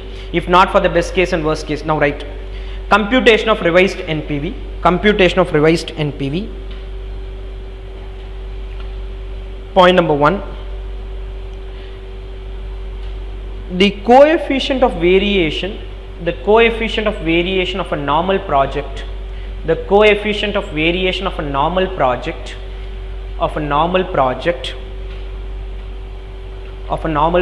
is in the range of 0.95 to 1, is in the range of 0.95 to 1, full stop. The current project has CV of 0.90. The current project has CV of 0.90, and hence CV of 0.90 and hence is less riskier, than the normal projects.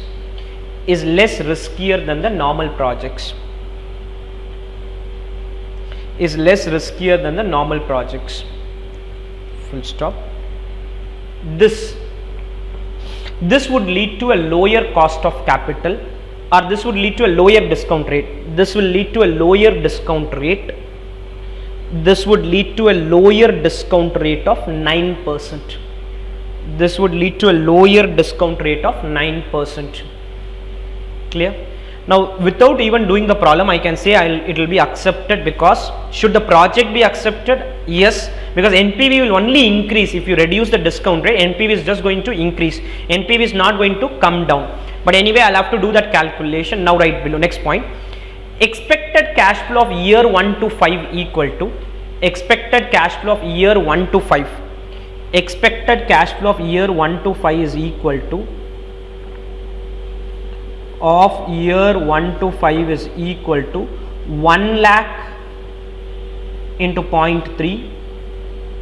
Let's do the weighted average first. 1 lakh into 0.3, 1,10,000 into 0.5, and 1,20,000 into 0.2. 1 lakh into 0.3 plus 110 into 0.5 plus 120 into 0.2.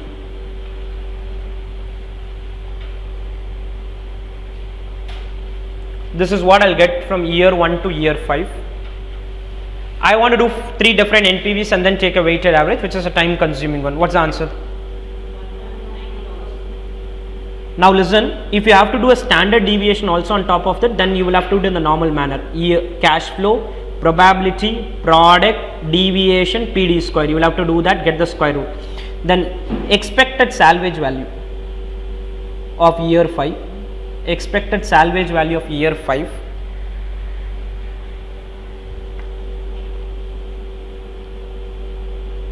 $20,000 into 0.3. 20,000 into 0.3. 50,000 into 0.5. 50,000 into 0.5. And 60,000 into 0.2. 20 into 0.3, 50,000 into 0.5 and 60,000 into 0.2.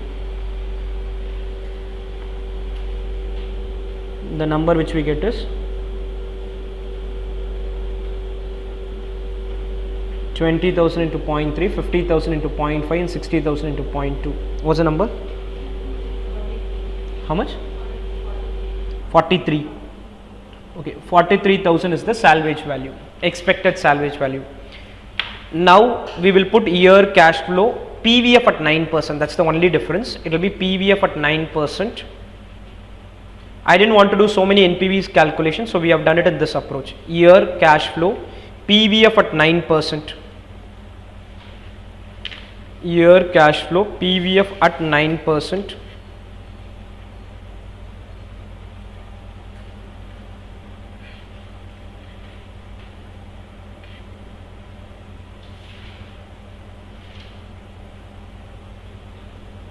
you will have used the 9% factor. If we use the 10% factor, we'll get the same answer, 39,813. For this question, if I do 10%, I'll get 39,813. We will have to do the 9% factor now.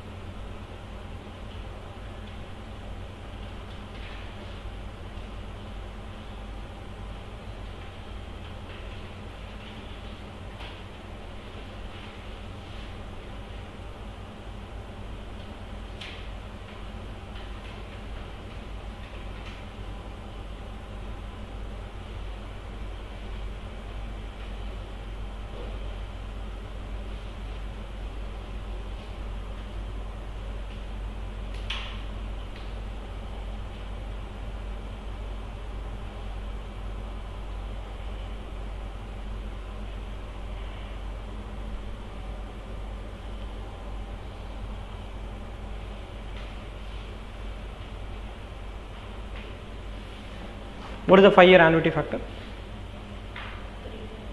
3.89. And last 5th year? 0.6. Okay. So 51,960. The NPV will go up because I am reducing the discount rate. The NPV will have to increase because we are reducing the discount rate. So we have reduced the discount rate to 9%. NPV has increased to 51,960. This is the easiest way to get expected NPV. We didn't follow because we wanted a best case and worst case NPV. 51,960 is the answer. Any doubts on this? Clear? Done? Can we proceed? Okay. Now, this last part, it has no linkage with the original question. I just added this part. The cash flows from the project have been estimated at the most conservative basis. Inflows have been measured at 80%, RF, risk premium of the firm, and risk premium for the project. Now listen. Now see, one way of getting your discount rate is WACC analysis. You do WACC and get a discount rate. There's another logic for the discount rate is, there are 3 components to any discount rate. The first component is risk-free rate. This is anyway I have to generate. I have to generate the risk-free rate. The second component is risk premium for company.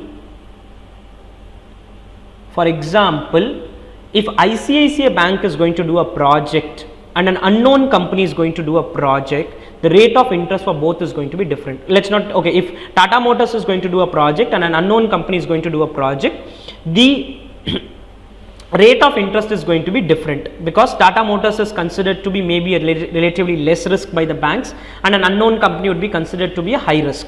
Risk-free rate is going to be same. Let's assume risk-free rate is 8%, some random number. The risk premium for Tata Motors will be less and the risk premium for an unknown company will be high. Okay. Within Tata Motors is doing some different projects. Some projects can be high risk, some projects can be low risk. So the third part is risk premium for project. Risk premium for project. So these 3 components put together will give me the discount rate. Now in this question, what is the risk-free rate they have given? There would have been a risk-free rate given. How much? Okay, 8% itself. And risk premium to which the firm belongs?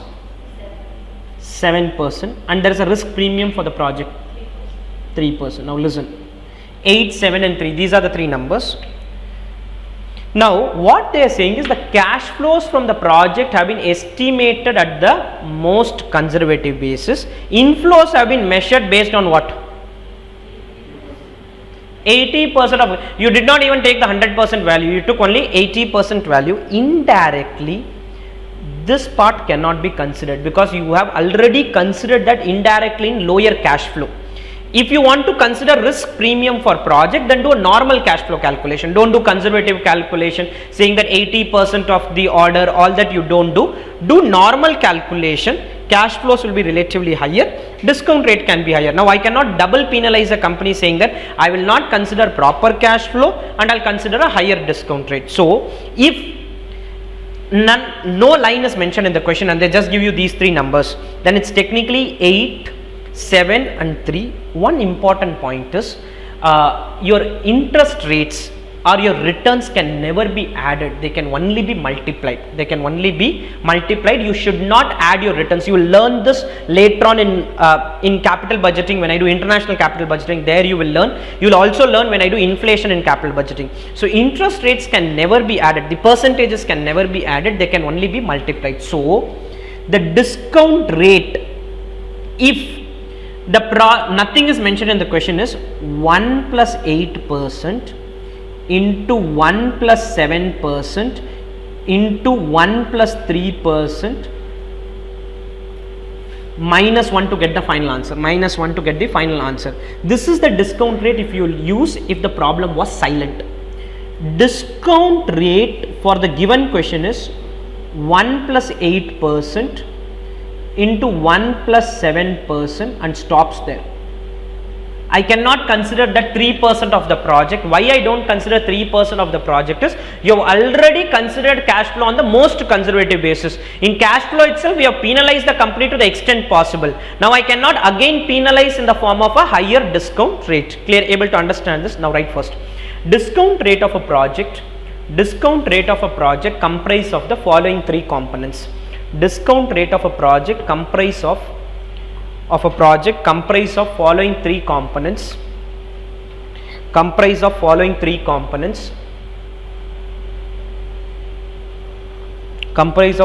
components. Point number A, risk-free rate. Point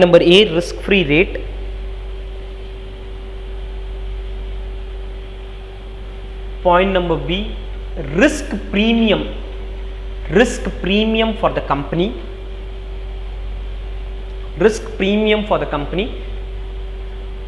Point number C, risk premium of the project. Now the risk premium for the company would depend on how risky is a company. Tata Motors will have a different risk premium. A company floated by me will have a different risk premium. Within the company also, certain projects will have lower risk premium for the project, certain projects can have higher risk premium. So next point, in the given question, the cash flows have been estimated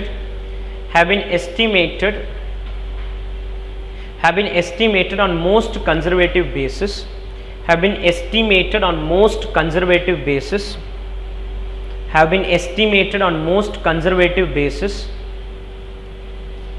and hence the risk premium for the project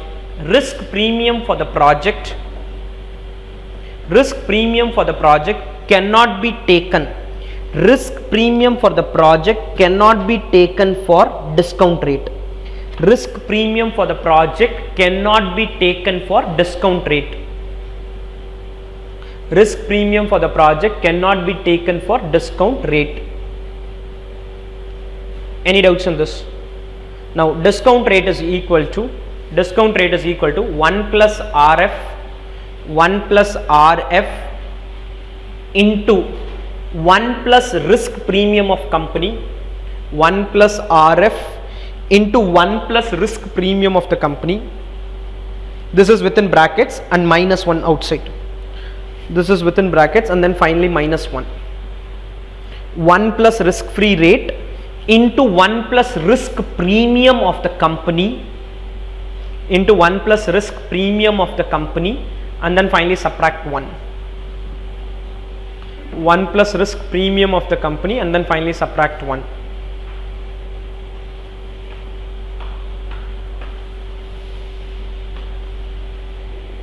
It's not 8 plus 7 technically. The final answer broadly will be closer only, but it's not 8 plus 7 still.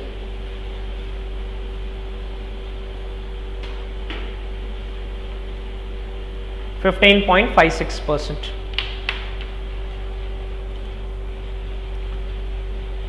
Now what is this 15.56 is technically 8 plus 7 plus 7 on another 8. It's basically 8% plus 7% plus 7% on that 8% also.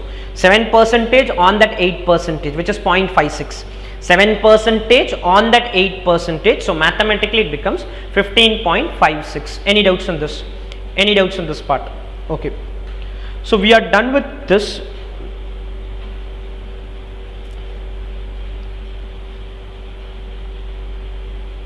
Okay, in the risk analysis there are multiple concepts, so we are done with 3 concepts till now. The first concept which we did was expected value, second is standard deviation, third is coefficient of variation. Now the fourth and the fifth concept is risk adjusted discount rate and certainty equivalent factor. Now listen, RADR approach states that different projects have different risk, so you cannot use the same discount rate across projects. Same discount rate cannot be used for all the projects. So discount rate for project 1 has to be different, project 2 has to be different, project 3 has to be different. That's the first point of RADR approach. The second point of RADR approach is a single project can have multiple discount rates.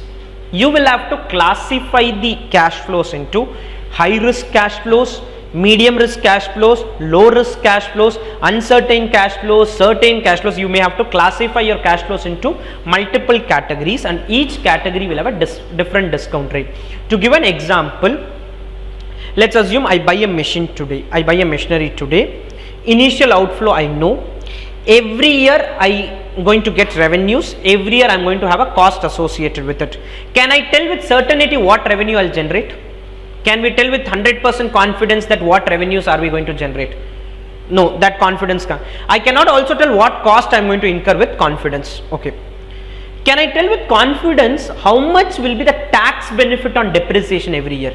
Tax benefit on depreciation. Can that amount change practically? No, because I bought the asset.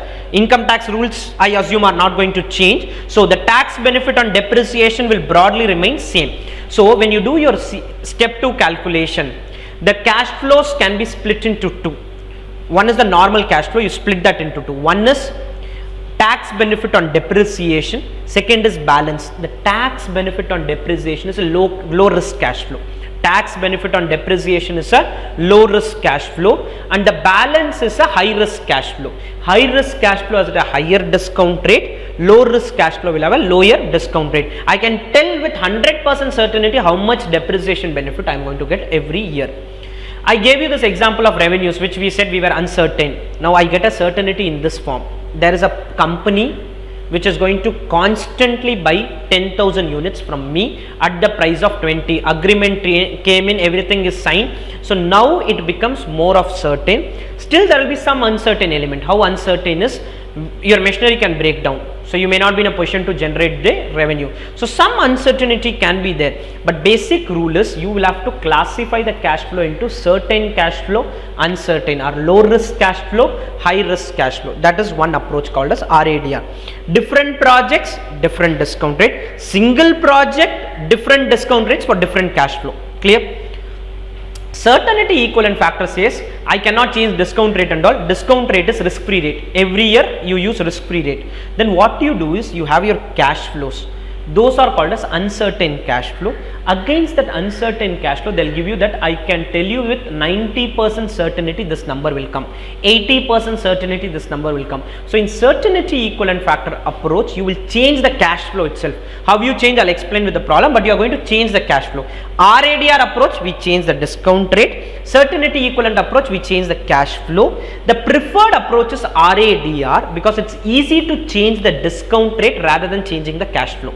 It's easy to change the discount rate across projects, but difficult to change what will be the cash flow of the project. So preferred approach is RADR. We have indirectly used RADR in many places because what we normally do is, what is RADR? I invest money in ICICI Bank FD. I say I'm okay with 7% rate of interest because I feel RADR for this project is 7%. When I give it to some unknown bank, I say 10% rate of interest. When I give it to an unknown company, I say 11%. That is basically RADR. You are telling, see, the return which you want is technically called as discount rate, and you adjust your discount rate based on the risks. You adjust your discount rate based on the risk. So that is what RADR approach talks about. Let's do problems on that now.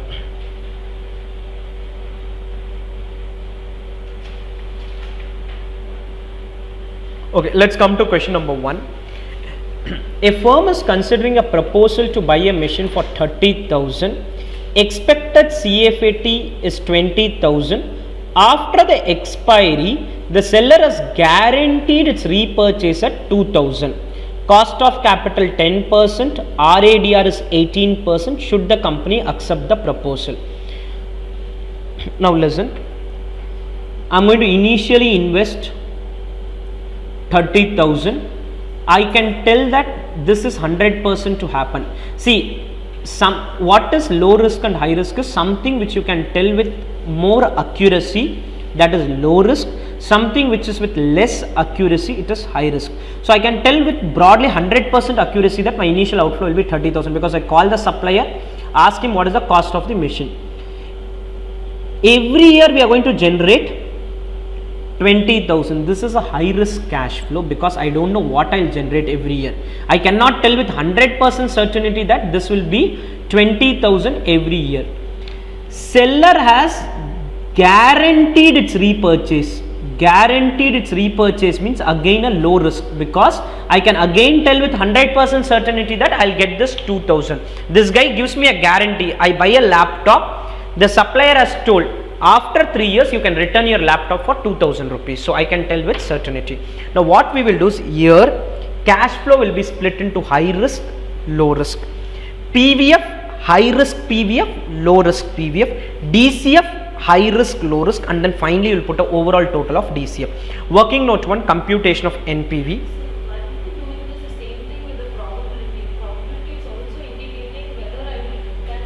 No, so indirectly probably, so no, so but when it's probability, I'll have to get the probability added up to 100%. So I said 20,000, no. So if you give me a probability of 0.5 for 20, then what is the balance 0.5 for? So you need multiple numbers. When I go with a probability analysis, I can say year 1 to 3, 20,000 0.2, 25,000 0.5, 15,000 0.3, 10,000 so I need so many numbers. Now I don't have any of those numbers, I just say 20,000. So I cannot bring probability into picture.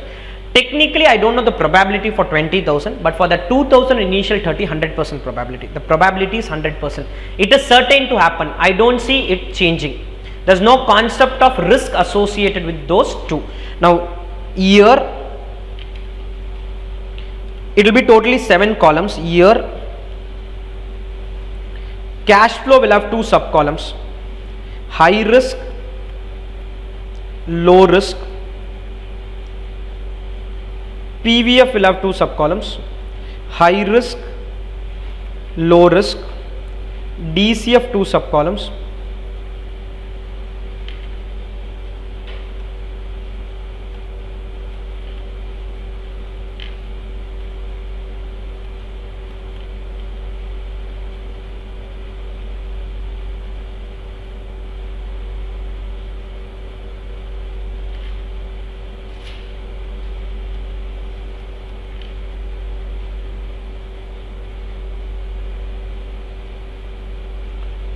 Year, cash flow, PVF, DCF, all of them will have sub columns called as high risk and low risk. You can write, will not do an annuity, will write separately itself.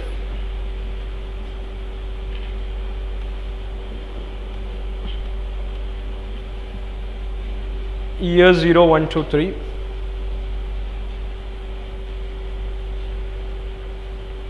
Year 0, 1, 2, 3.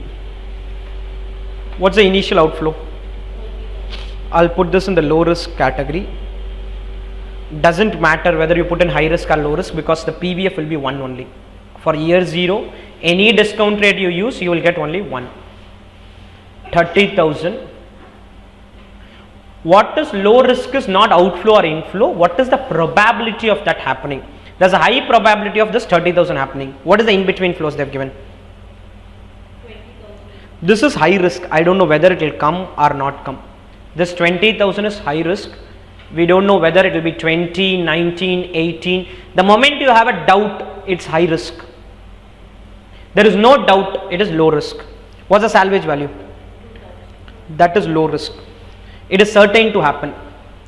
It is certain to happen. There's no risk on that 2000 number. Now, the high risk ones will be discounted at 18%. The RADR was 18%. This will be discounted at 18%, the high risk cash flows. The RADR was 18%. The low risk ones would be discounted at 10%. The high risk ones will be discounted at 18, low one at 10.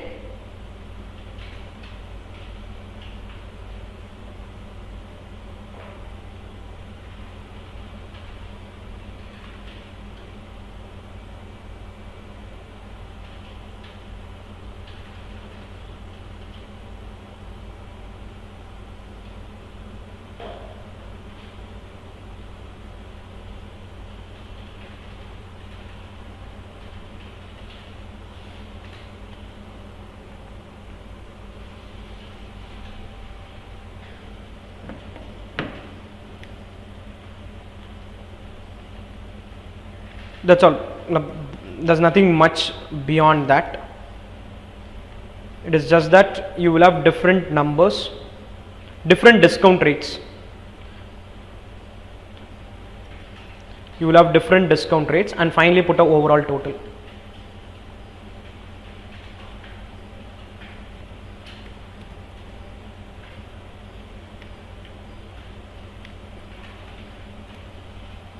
We will have different discount rates.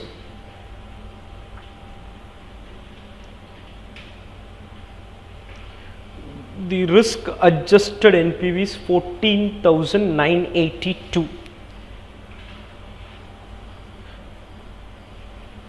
Risk adjusted NPV is 14,982.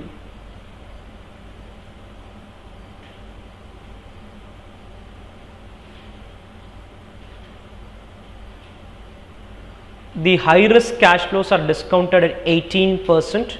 The low risk ones are discounted at 10%. That's the only difference. High risk ones at 18%, low risk ones at 10%. Tomorrow can we have a class? 9:30, morning 9:30 we can start and do it till 1 o'clock. 9:30 to 1. Would that be fine? 9:30 to 1, 1:30, mostly till 1 o'clock we'll do. Okay, so 9:30 to 1 tomorrow we'll have. Risk adjusted NPV is 14,982. Any doubts in this? Clear? We'll complete this topic. It will take another 20 minutes to complete it. We'll do this topic today. 14,982 is the risk adjusted NPV.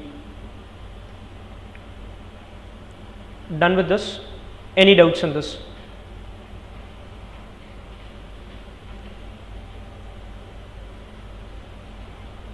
Can we proceed? Any doubts on 14,982? Practically, I may not be in a position to do such detailed analysis which is high risk, which is low risk, but the concept of RADR is applied by us in many chapters. The discount rates will change based on the risk of the project. Any doubts on this?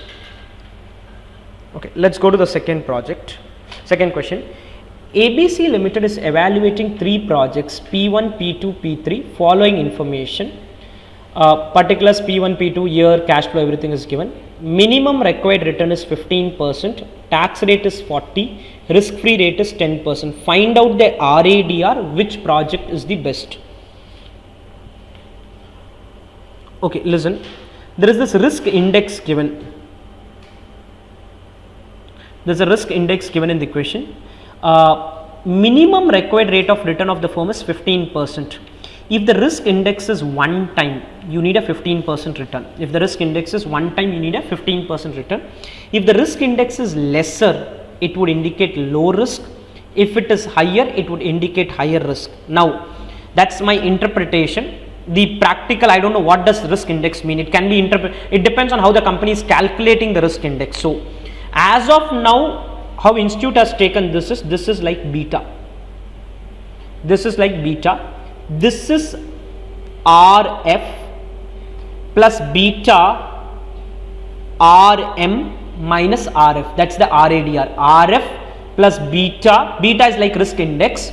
Risk index is like beta in this question. RM is the normal return which the company has to generate, and RF is already given. Now write RADR equal to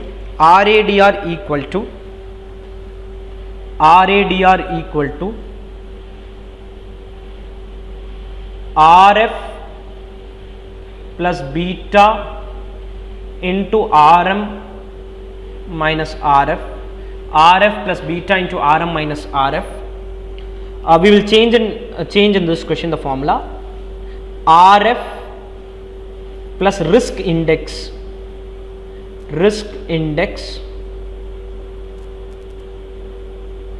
normal cost of capital minus RF. RF plus risk index.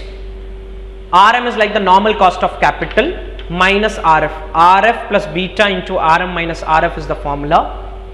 You will do it for project 1, project 2, project 3. That is the discount rate to be used. Project 1 will have a different discount rate, 2 will have a different discount rate, and 3 is going to have a different discount rate.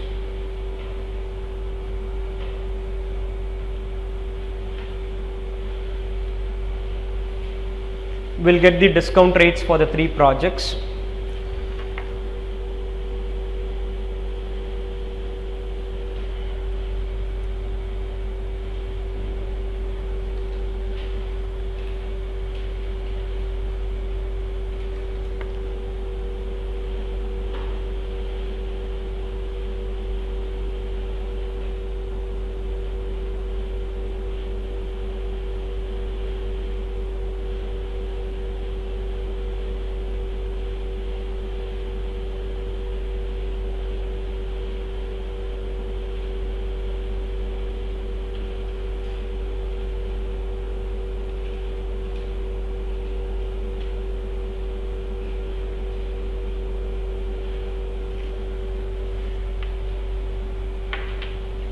$19, $15 and 13%. These are the 3 discount rates to be used.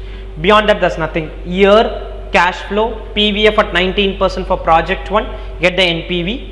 So get the NPV for the 3 projects. They have given details of 3 projects. The discount rates, the RADR is 19, 15 and 13. The discount rates are different for different projects.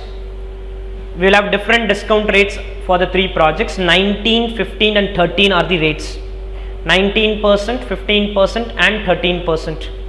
19, 15 and 13.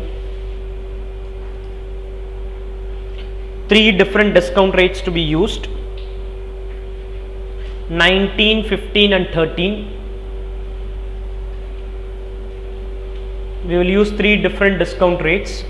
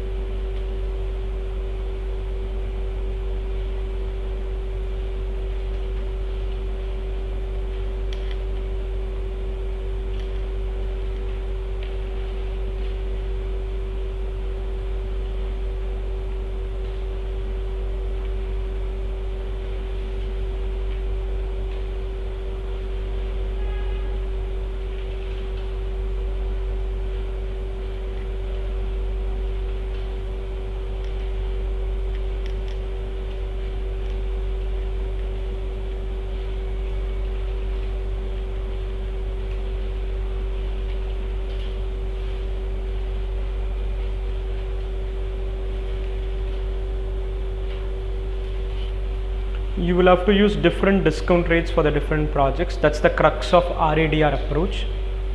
The crux is discount rate will have to be different for different projects. Computation of NPV is very simple.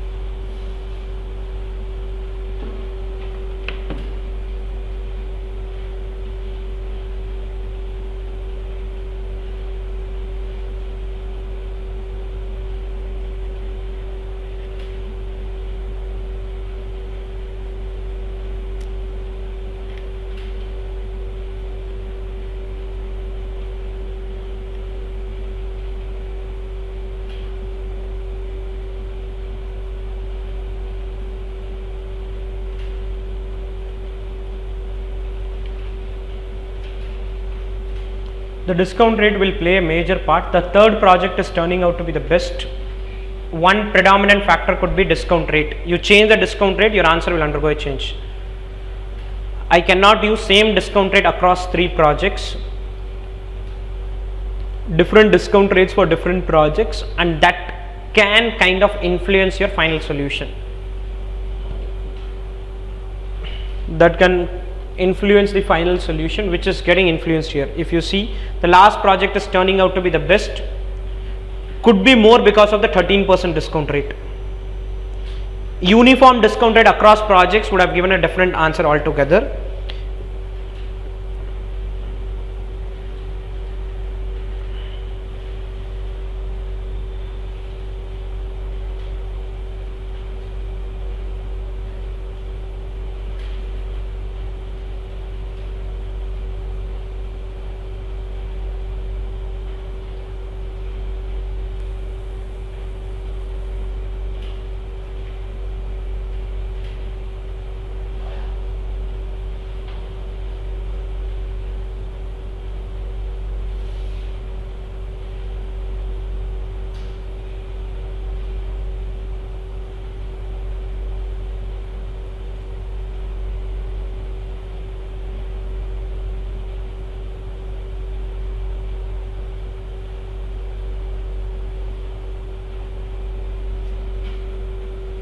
Clear? So 82 800, 167 800 and 213 800. Single discount rate across projects would have mostly preferred project 1, but we had used a very high discount rate and here a very low discount rate. If I use this at the normal or at the 19% level, the NPV in fact becomes negative. At 19% it turns out to be negative. So that is where we have to use different discount rates for different projects. Any doubts in this? So finally you can say which project is the best. Project 3 would be the better project as it generates higher NPV. Project 3 is the best as it generates higher NPV. We would prefer third project that has the highest NPV. Project 3 would be preferred as it has higher NPV.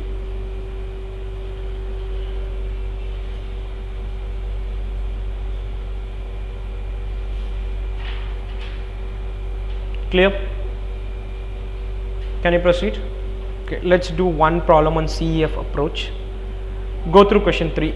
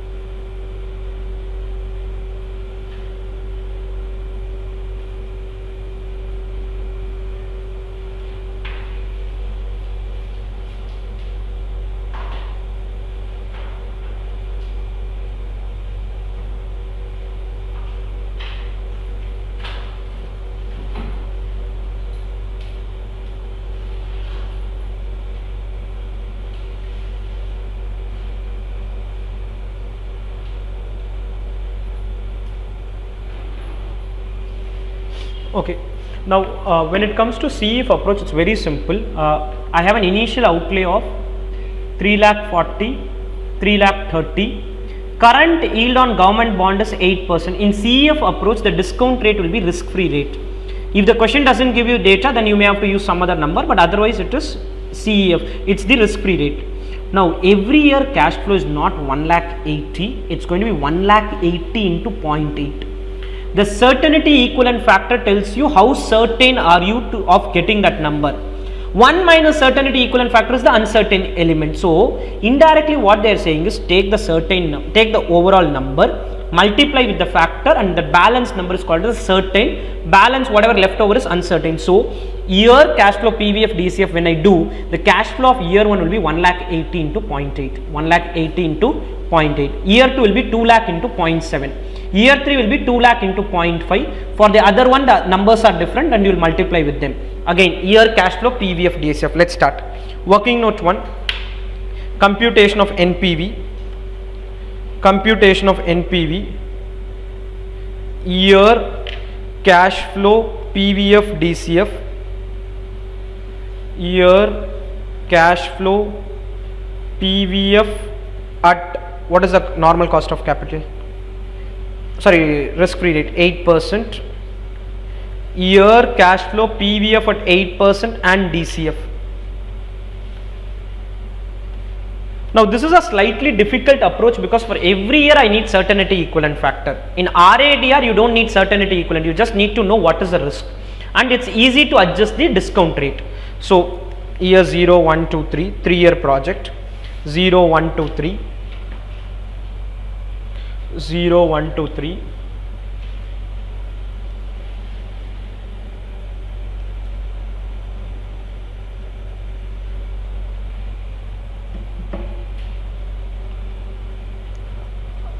Year 0, 1, 2, 3 was the initial outflow.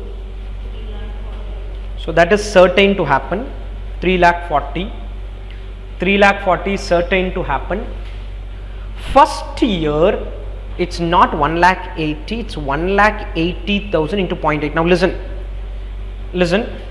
When I do 1,80,000 into 0.8, I am already depressing the cash flows. We are already writing a lower cash flow. Now you cannot do PVF at some 15-16%, then you are doing double effect. So that is why CEF approach says that discount rate should be risk-free rate, because already the cash flows are reduced. Why are you doing a double counting of it? So 1,80,000 into 0.8,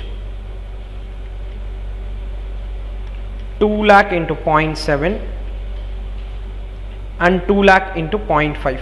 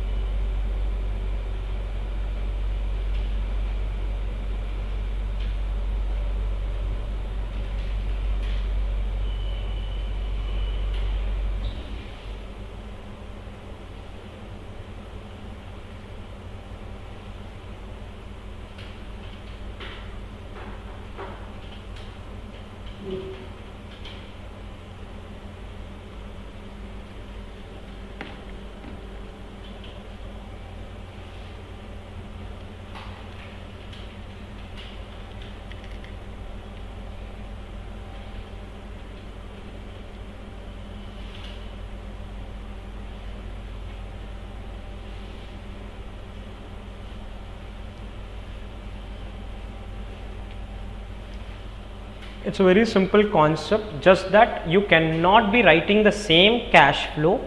It will be reduced because there is an uncertain element. Second project is 330. First year 180 into 0.9. 2 lakh into 0.8 and 2 lakh into 0.7.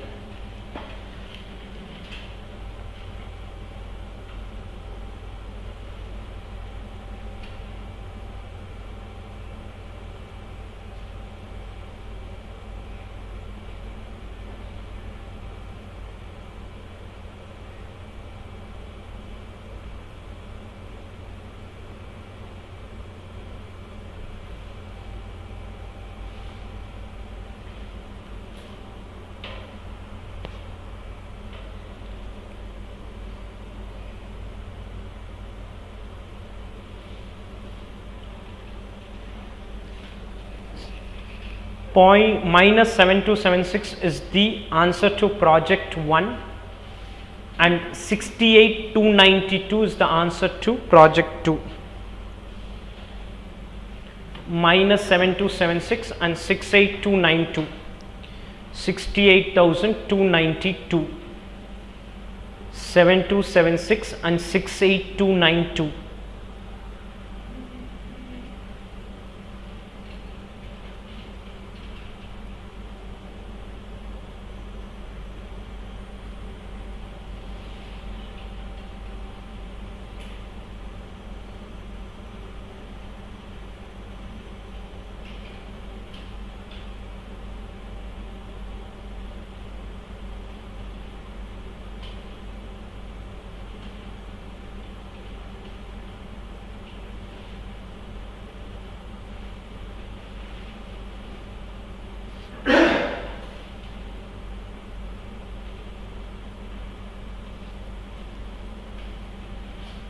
Six eight two nine two. Clear? Any doubts on this? So this is one approach. The other approach was changing the discount rate. Now the question says, if RADR method is used, which project would be analyzed with a higher discount rate? Which is more risky, X or Y? Why do you say X is more risky? Yeah, the certainty is less. It's not based on our answer. NPV can be positive, NPV can be negative, that doesn't really matter. The certainty equivalent factor, if you just put a total for 3 years, the total is 2.02 and this side the total is 2.4. High certainty equivalent factor indicates low risk and uncertainty, high certainty equivalent. So project Y has high CEF, low risk, low RADR. Clear? Any doubts on this? It's not based on the NPV which we calculated. Now write. Selection of discount rate. Selection of discount rate.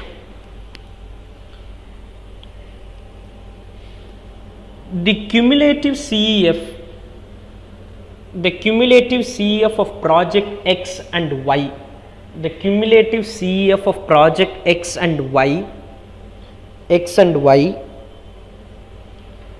Y for 3 years is X and Y for 3 years is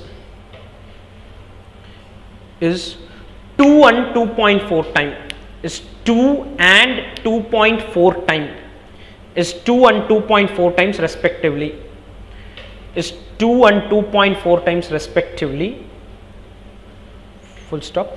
High CEF indicates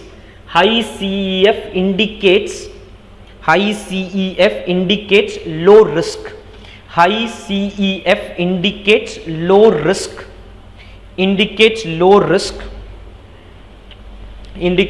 risk. Full stop. Hence it can be concluded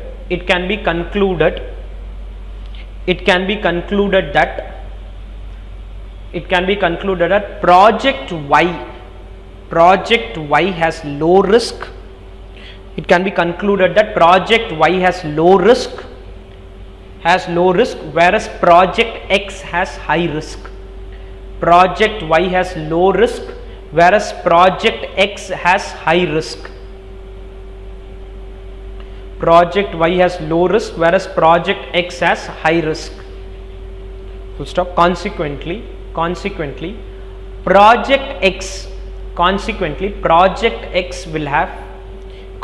project X will have higher RADR. Project X will have higher RADR. Project X